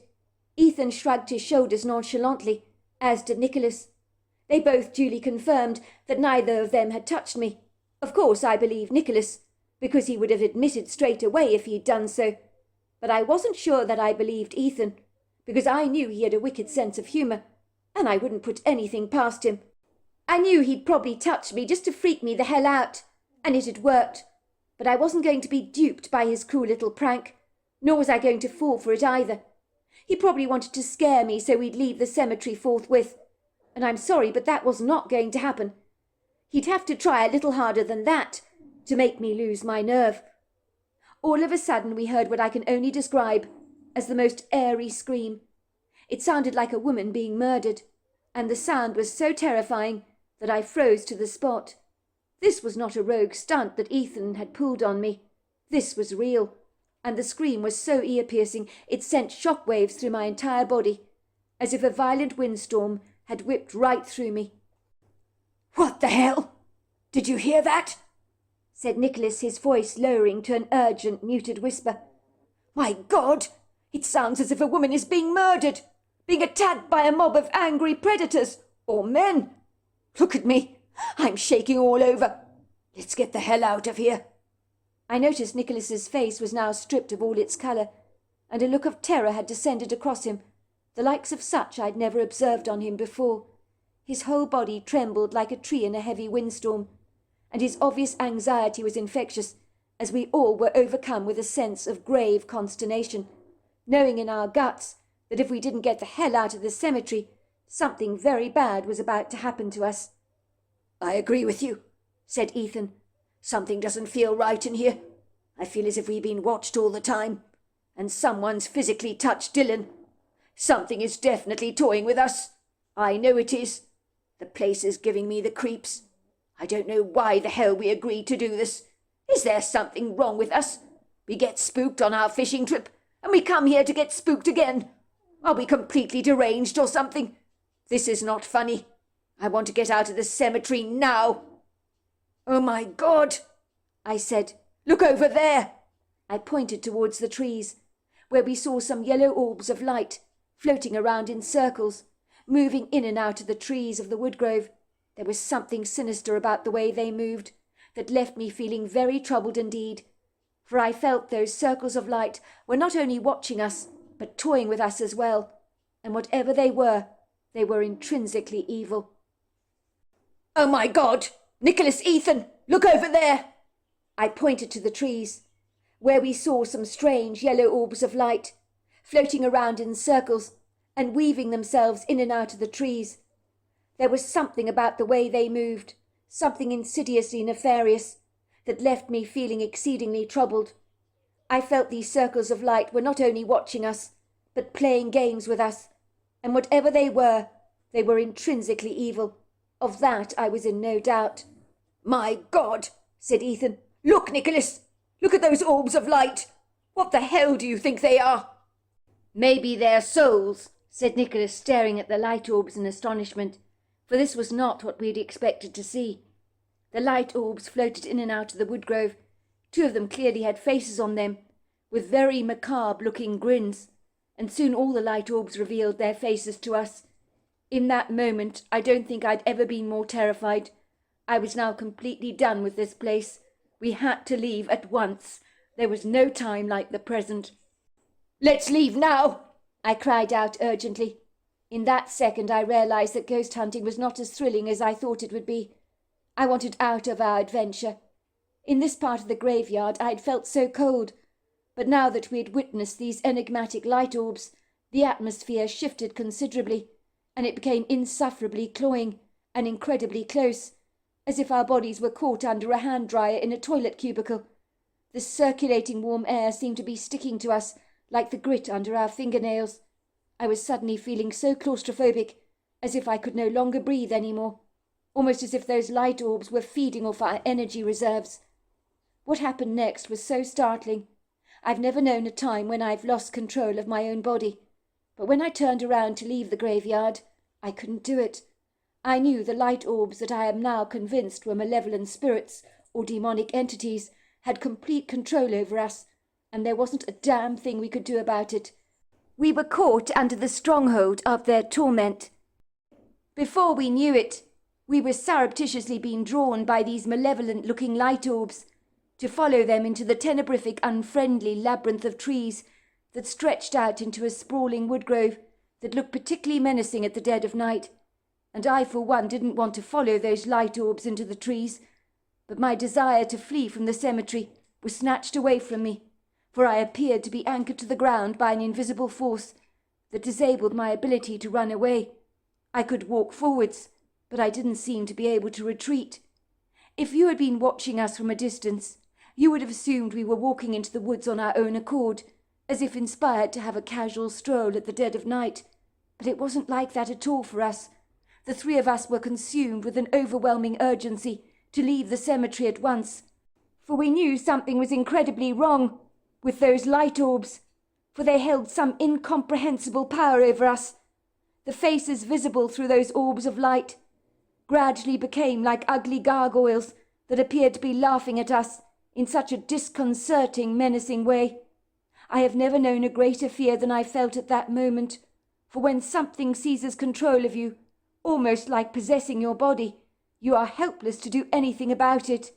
The light orbs suddenly changed colour. They became an icy blue colour, and then the temperature dropped significantly, and everything became very cold in the graveyard. Even my teeth began to chatter. I knew it was these idiosyncratic orbs of light that were responsible for all of this in some way. If we could look away from them, then the indomitable hold they possessed over us would likely be snapped like an elastic band. How I knew this to be true I do not know, but there was one major problem. It would seem all three of us could not look away from these light orbs, as if we were locked under a trance. I even tried to close my eyes to fight off what I was seeing, but my eyelids refused to close. My body was not doing what I wanted it to do, and I felt trapped in my own skin. The light orbs seemed to morph into increasingly more distorted-looking faces. Eyes became like dark hollows. Mouths became like widened yawns. We were desperate to leave the cemetery, but we had become like batteries that are being remote-controlled by somebody else's will that was not our own. As if something malevolent and insidiously evil, that I believe was emanating from those balls of light, was empowering our every move. We found ourselves being involuntarily pulled towards the trees. The only thing I can liken the experience to is when you're out in the ocean and you're trying desperately to get back to shore, but the ruthlessly efficient tidal current sweeps you further and further away out to sea, and helplessly you can do nothing about it. You know the perilous danger you find yourself caught up in, but you are defenseless against the fierce waves that throw you further and further away from land. You might cry for help and hope someone will hear you and come to your rescue, but that was not going to happen here in the cemetery, as we were at the mercy of these formidable orbs of light, and what they were, I couldn't be sure. I knew in my heart that something terribly bad was about to happen to us, something beyond our control. I knew it from the core of my being, as whatever these light orbs were, they were exceedingly treacherous. We had to break the hold they had over us. All of a sudden the orbs of light just vanished in the twinkling of an eye, and miraculously seemed to just disappear. So we were no longer caught up in the stronghold of their grasp, and I couldn't understand why they had abandoned their indomitable hold over us. We could breathe again, and our bodies were now once again our own. I was terrified the orbs would come back, and was about to turn around and run for my life before they returned. All of a sudden, just as the light orbs had retreated, we found ourselves facing something equally as terrifying and dangerous, possibly more so, something that appeared to be so threatening that even the light orbs had escaped its powerful presence. Maybe that was why they had hurriedly retreated into the grove, for maybe they were afraid of what we were seeing right now. Could this night even get any worse?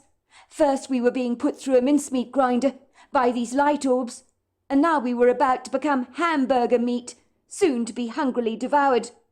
I remember at this point in time, what I was seeing was so incredibly unbelievable that I seriously began to doubt myself. I was thinking I was back at home in my bed and was experiencing a very lucid nightmare, because what I was seeing just couldn't be real.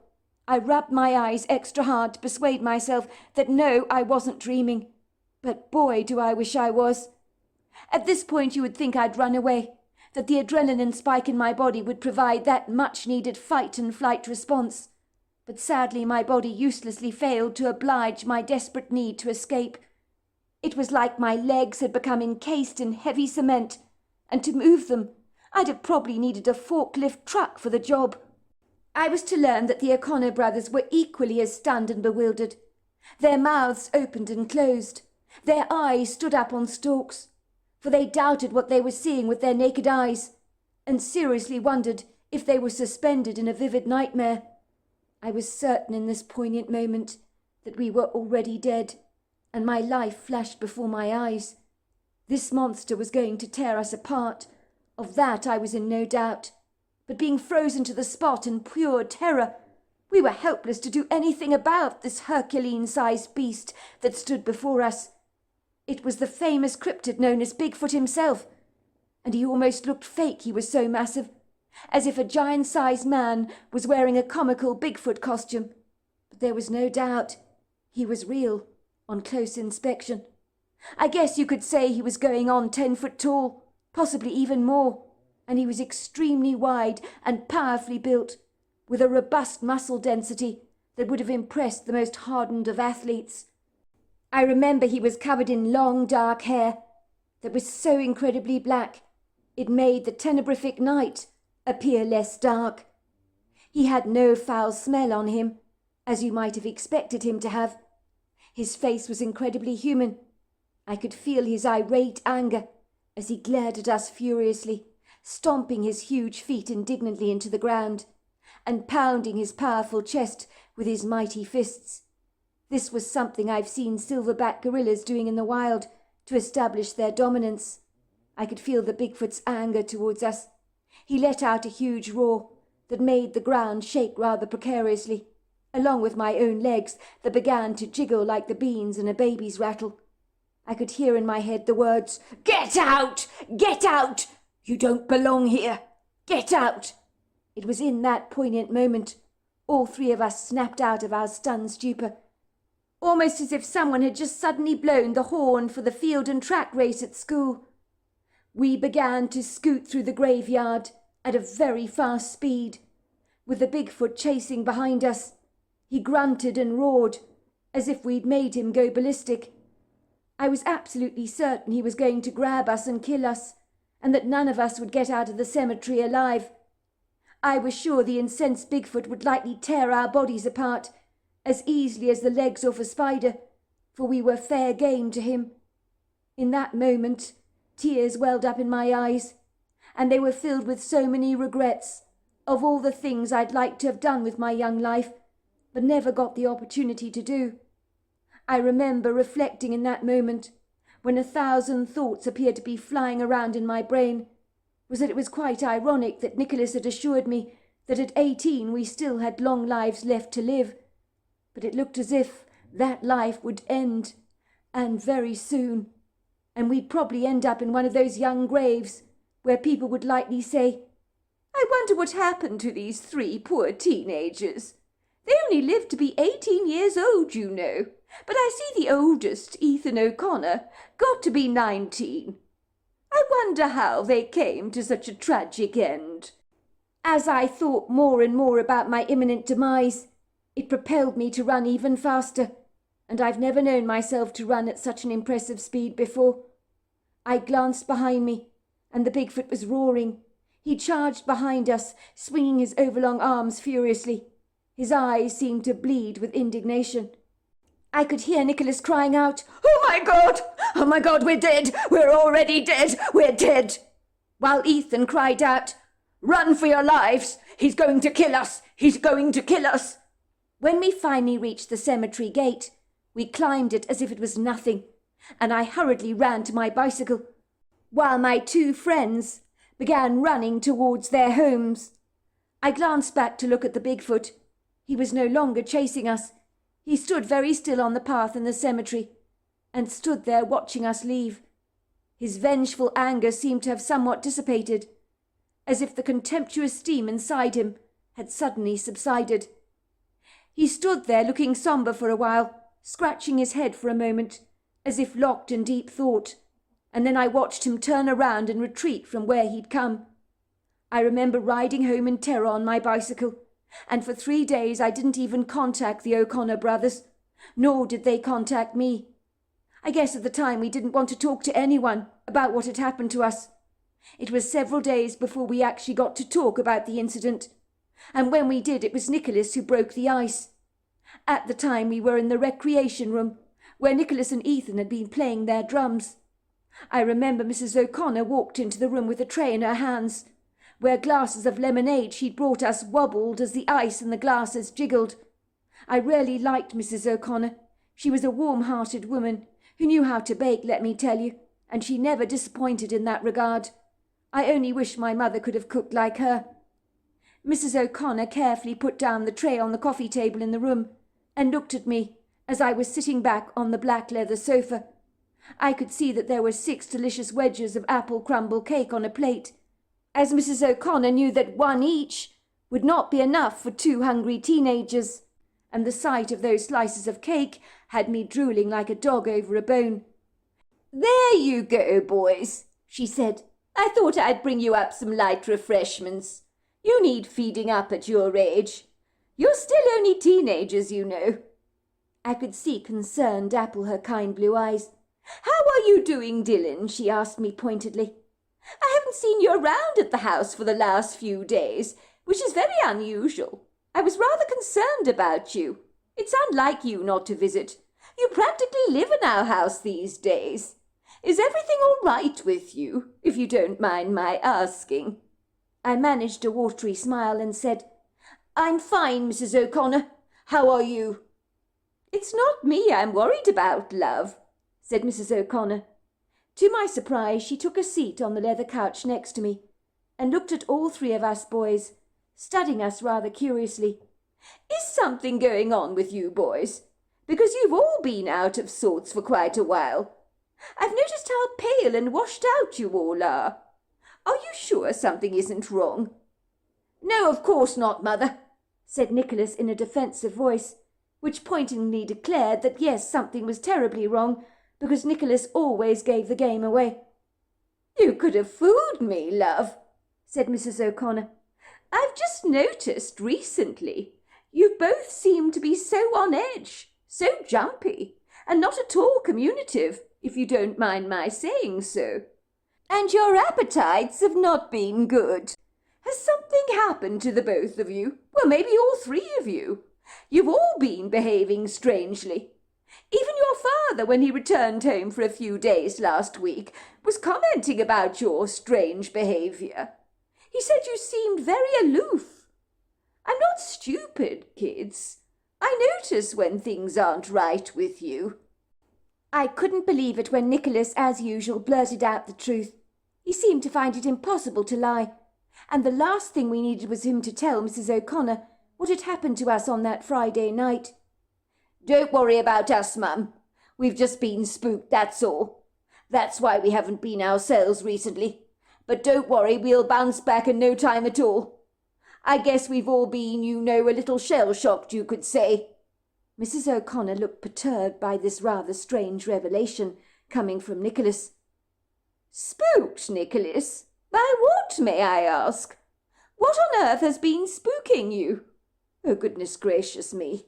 You haven't been playing with a Ouija board, have you? I know what you teenagers are like. You forget I was a teenager myself at some point. You love experimenting with stuff. Please, God, don't tell me you've been messing around with the occult. I saw some Ouija boards for sale at the corner shop in town, and I couldn't believe what I was seeing. Mr. Rice proudly informed me that those Ouija boards are selling like hotcakes. I told him it wasn't wise to sell those kind of things to the public, but the foolish man says it's all harmless fun. You haven't bought a Ouija board from him, have you?" she said, looking around the room warily, as if half expecting to see a Ouija board spread out on a table with a planchette starting to move on its own accord. Nicholas could not help but smile at the troubled look on his mother's face. "Relax, Mum. We haven't been playing with a Ouija board. And I know what you're saying. I did see the Ouija boards you're talking about at the corner shop myself, and I had a similar reaction to you. I don't know why Mr. Rice is selling them, but I would never dream of buying one." "Well, thank goodness for that. At least my son has some sense," said Mrs. O'Connor, unable to hide the relief on her face. "We did something stupid, that's all," Nicholas burst out. "Nicholas," said Ethan with a warning tone to his voice, as he tried to stop his brother in his tracks from getting carried away, and volunteering too much information to his mother about the events of that very hair-raising Friday night that we spent at the cemetery. Ethan quickly took over the conversation and said, "Well, we did visit the cemetery one night about a week ago, that's all.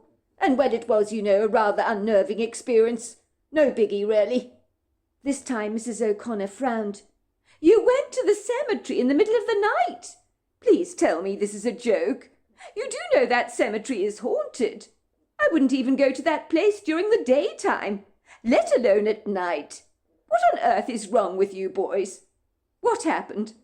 I'm asking because it's obvious something happened, just by looking at your faces." "Oh, Mum, it was stupid, really," said Nicholas half-heartedly. "Too right it was stupid. Thank goodness I didn't know about this, because I'm telling you, I'd have lost my marbles. Ethan, you're the responsible one here. You're the oldest. You should have known better.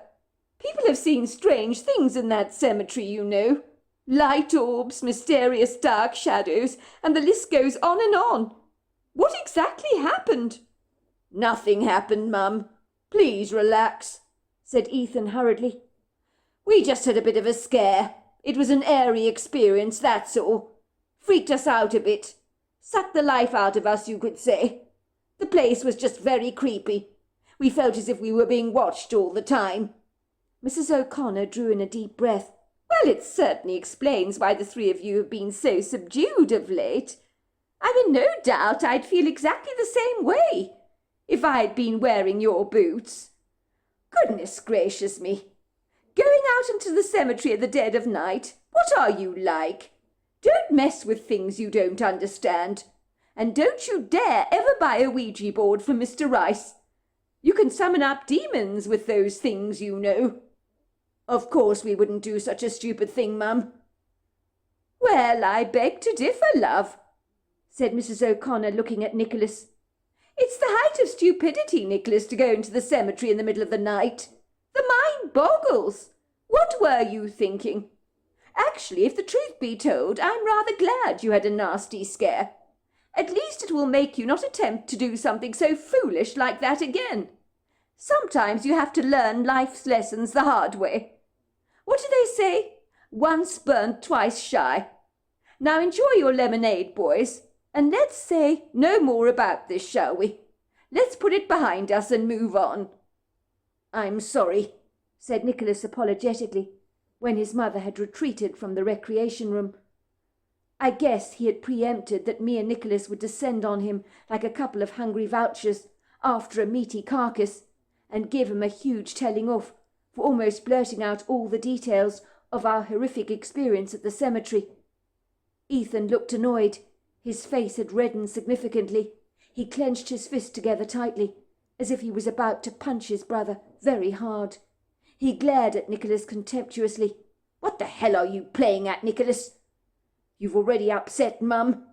Thank God I intervened into the conversation, because knowing you, you would have spilled the beans about everything. If she knew what happened to us that night, she'd be in quite a state. You've already upset her." Nicholas had the good grace to look somewhat sheepish. He shrugged his shoulders.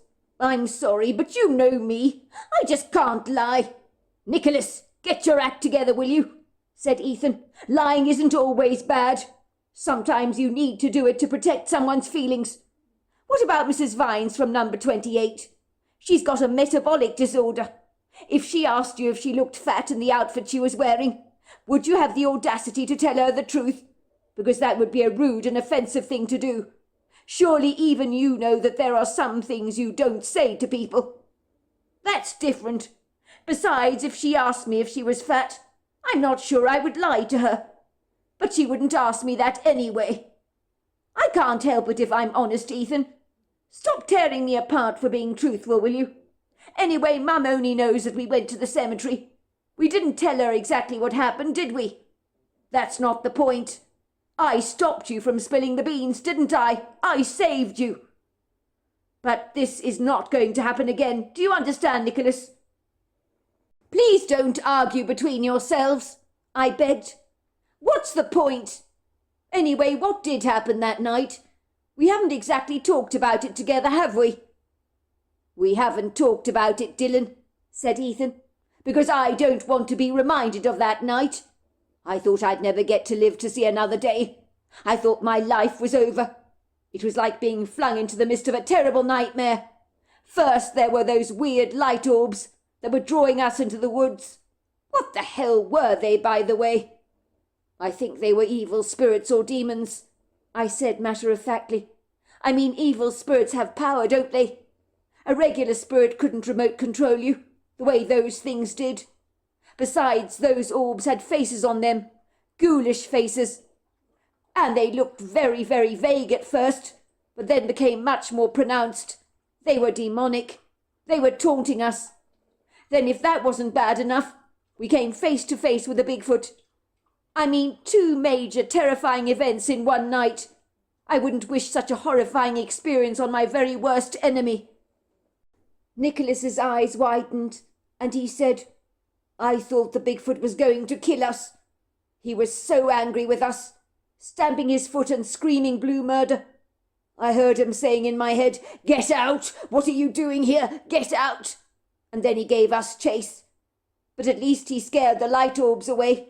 I'll give him that, because there was something seriously nefarious about them. And you're right, Dylan. They were definitely demonic. And what their intention was towards us, God only knows. After we discussed together what had happened in the graveyard, we all agreed that the Bigfoot had spoken to us telepathically and had chased us out of the cemetery. And we'd all thought he was going to kill us. But the one thing we realized was if that had been the case, he would have done so without any problem at all. Perhaps he was territorial and wanted to chase us away from the cemetery, but had never intended to harm us. One thing was for sure, was those demonical light orbs appeared to have been frightened of the Bigfoot, for they had vanished when he had arrived on the scene. After our harrowing nightmare in the cemetery, me and the O'Connor brothers swore we would never speak of this matter again, and so we rarely did draw a line in the sand. It was 8 months later when I heard a knock at the door. My mother appeared to be talking to someone in the entrance hall at the time.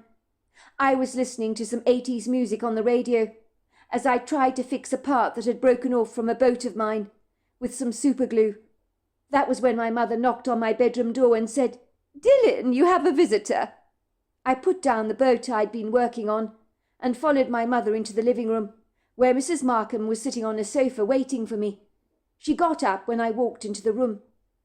Hello, Mrs. Markham, I said, feeling somewhat taken aback that she was in the living room, for it was unlike her to pay our family a visit.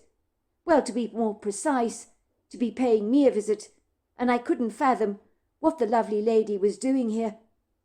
Mrs. Markham is here to offer you a job for a few days, Dylan, said my mother, beaming from ear to ear. It's very good of you, Mrs. Markham, to think of our son. Dylan likes to make himself useful whenever he can. Isn't that right, Dylan? I nodded. I'm your all-round odd jobs man, I said proudly.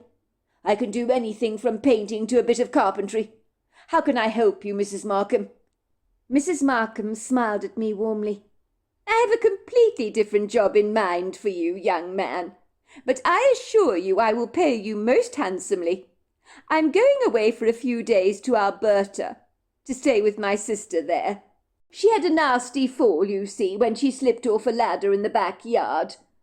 Honestly, she's so silly doing that. She knows she shouldn't be playing with ladders at her age. Anyway, she's only gone and broken her ankle, and I just thought I'd spend a few days with her to lift her spirits, because according to my niece, she's feeling very down of late. I'm going to be leaving my beloved Polly and Percy behind, she said, looking rather melancholic. Those 2 schnauzers are everything to me, but you probably know that already, don't you, Dylan?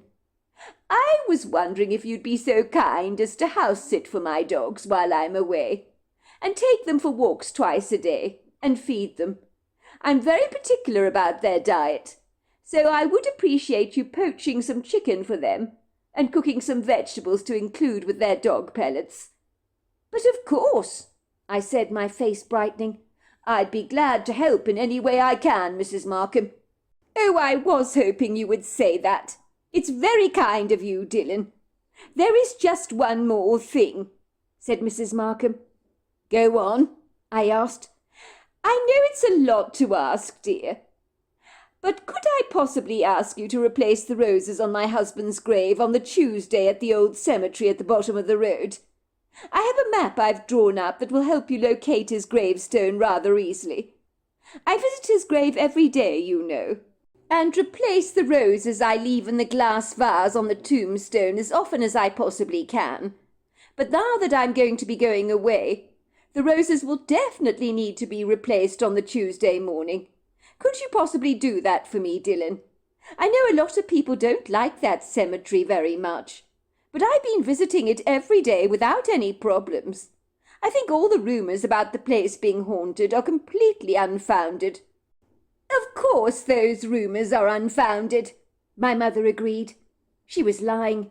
She never liked the cemetery in the first place, and was quick to comment that she'd never go in there. But why not volunteer her son? So yes, my mother was quick to throw me under the bus, which was a tad annoying, because had the boot been on the other foot, my mother would never have volunteered to go to the cemetery on Mrs. Markham's behalf.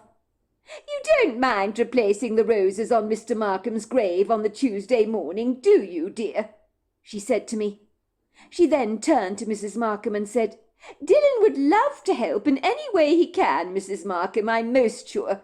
My son thoroughly enjoys making money on the side, and he's not spooked by the cemetery. I've seen a lot of people going there during the day visiting graves of loved ones. It's only people around the local area that have issues with the place at all. But have no fear, Mrs. Markham. You'll be glad to know that my son Dylan is not one of those people," said my mother, looking at me proudly. How dare my mother presume to know what I felt about the old cemetery at the bottom of the road? All the locals in our area hated and abhorred the place for very good reason. The rumours that the cemetery was haunted was an established fact in our neck of the woods. So what if people visited the cemetery during the day? Usually they were from outside our neighbourhood. That was fine, but I didn't want to be one of those people. If I had my way, I'd never visit the cemetery ever again. Not after the bizarre, idiosyncratic events that happened on my last visit there with the O'Connor brothers. My blood went icy cold. My body recoiled at the very thought of returning to that awful cemetery, for I had vowed that I would never go there again. But I knew I'd look like a complete imbecile refusing Mrs. Markham's very benign request, especially in front of my mother, who had already brazenly assured Mrs. Markham that I would oblige her every need. So I couldn't exactly refuse her, could I? I was an 18-year-old teenager, with a big ego on me, I have to admit, and being too frightened to lay down roses for an old woman's deceased husband at the cemetery was not a good look for me. Mrs. Markham was such a sweet old dear. It was very important for her to replace the white roses on her husband's grave, when they got a little droopy, I suppose, and I could understand that. I mean, she was an old woman, for goodness sake. She diligently visited his gravesite every day, without fail, and if I couldn't go into the graveyard to do this one favour for her, I would look extremely foolish. "But of course, Mrs. Markham," I said rather flatly, "I'd be glad to help in any way I can. I'd love to look after Percy and Polly as well." "But are you sure, dear?" asked Mrs. Markham, looking at me with concern in her blue eyes. "You don't seem very eager about going to the cemetery. I guess it's not the end of the world if my late husband's roses get droopy or if they die. If you'd rather not visit his grave, I could completely understand that." "Oh, don't worry about Dylan. He's not remotely worried about going to the cemetery during the day. Are you, Dylan?" my mother interjected. "It's nothing for him to replace a few roses on your late husband's gravesite. It would be an honour for him to do this favour for you, Mrs. Markham. People around here talk such absolute nonsense about the cemetery at the bottom of the road. Granted, I will admit it's an airy place, but it's not haunted. You don't mind replacing the roses for Mrs. Markham's grave, do you, love?" my mother repeated again, looking at me with a look of expectation on her face, the kind of look she gave me when she asked me to do some chores around the house that I dare not refuse. "Of course not, Mrs. Markham. I already said I would be delighted to help in any way I can." "Well, then that's settled, young man. I very much appreciate your kindness, Dylan. As I say, you will be rewarded most handsomely." It had been pretty plain sailing moving into Mrs. Markham's house and walking her 2 Schnauzer dogs around our neighbourhood twice a day. It was good to feel the independence of living away from my parents, and I even invited the O'Connor brothers to join me over at the house to eat pizza and watch movies together. It made me realize how extremely good life was, and how it would be when I moved out and had a place all to myself. The next few days I grew very attached to the two schnauzers, and realized how I'd missed out on having a pet all of my own. Polly and Percy were just so delightful, such affectionate dogs, and they made me laugh all the time during my house-sitting responsibilities with their quirky behaviours. Polly would run over to her basket in the kitchen and retrieve a ball that was hiding among her blankets, and then she would drop it deliberately at my feet, looking up at me through dark, very adoring eyes that were begging me to throw the ball, which I dutifully did for her. Percy loved to move his food bowl around when it was empty and drag it along the floor to my feet, as if to say, "Please, sir, may I have some more?" It was impossible not to fall head over heels in love with both of Mrs. Markham's dogs. Growing up, my parents had refused my request to own a dog. My mother had insisted that they were far more trouble than they were worth, and that our house would end up smelling of wet dog, and there'd be hairs left all over the couch. "My bet is if we got you a dog, I'd end up having to walk the damn thing and feed it." I had assured my parents that that would not be the case, and that I would be fully responsible of taking care of my dog. My father had told me, "Not over my dead body will we have pets in this household. Nasty buggers they are," he would say, wrinkling his nose up in disgust. "I don't want a filthy dog bringing dirt into our home, mud all over the place, dog hairs everywhere. No, thank you very much. Your mother's right. They're more trouble than they're worth. Besides, I don't want a dog distracting you from your studies. We expect nothing less from you, son, than straight A's." I had informed both the O'Connor brothers about the job I'd been requested to do at the cemetery across the road from them. I noticed that they didn't volunteer to accompany me to the cemetery, which was a real bummer, but I guess they'd been through enough, so this was a job I'd have to undertake all on my own. But how bad could it be to go to the cemetery during the day? I'd seen outsiders often enough visiting the graves from time to time. I don't know how I managed to psych myself to go to that graveyard, but I just had to do it for Mrs. Markham's sake, and so there I was, with roses in hand, reluctantly walking through the graveyard. There was no one about, but it didn't look nearly so sinister during the day as it had done at night. I walked over to Bob Markham's grave, knowing exactly where I would find it. I replaced the roses in the glass vase, removing the old ones and throwing them away. I then filled the vase with fresh water. I was suddenly feeling foolish, being so afraid of coming to the cemetery during the daylight hours. It really was very different. I could see a few bunny rabbits darting between the graves.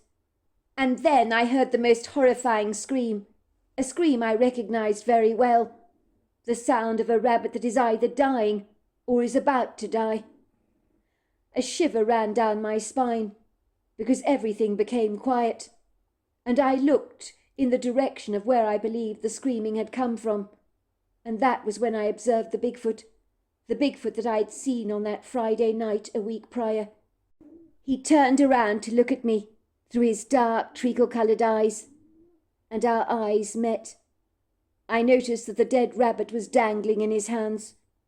"Oh, it's you," he said to me in my head. "If you come here during the day, it's fine by me.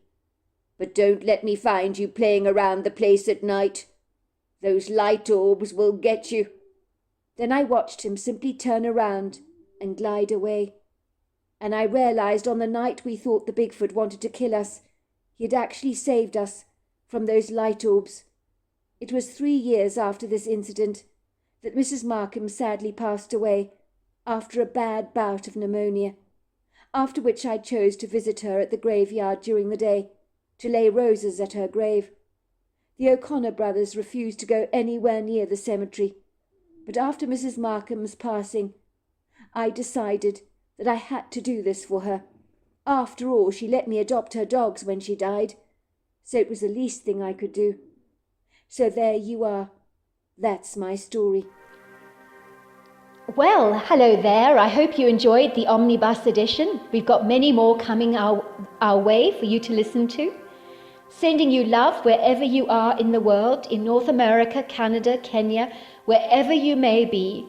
I send you lots and lots of love. Thank you for listening to my Omnibus, and I really do hope you enjoyed it, because that's the whole idea about it, is to give you some interesting stories to listen to. So until next time, goodbye and good night.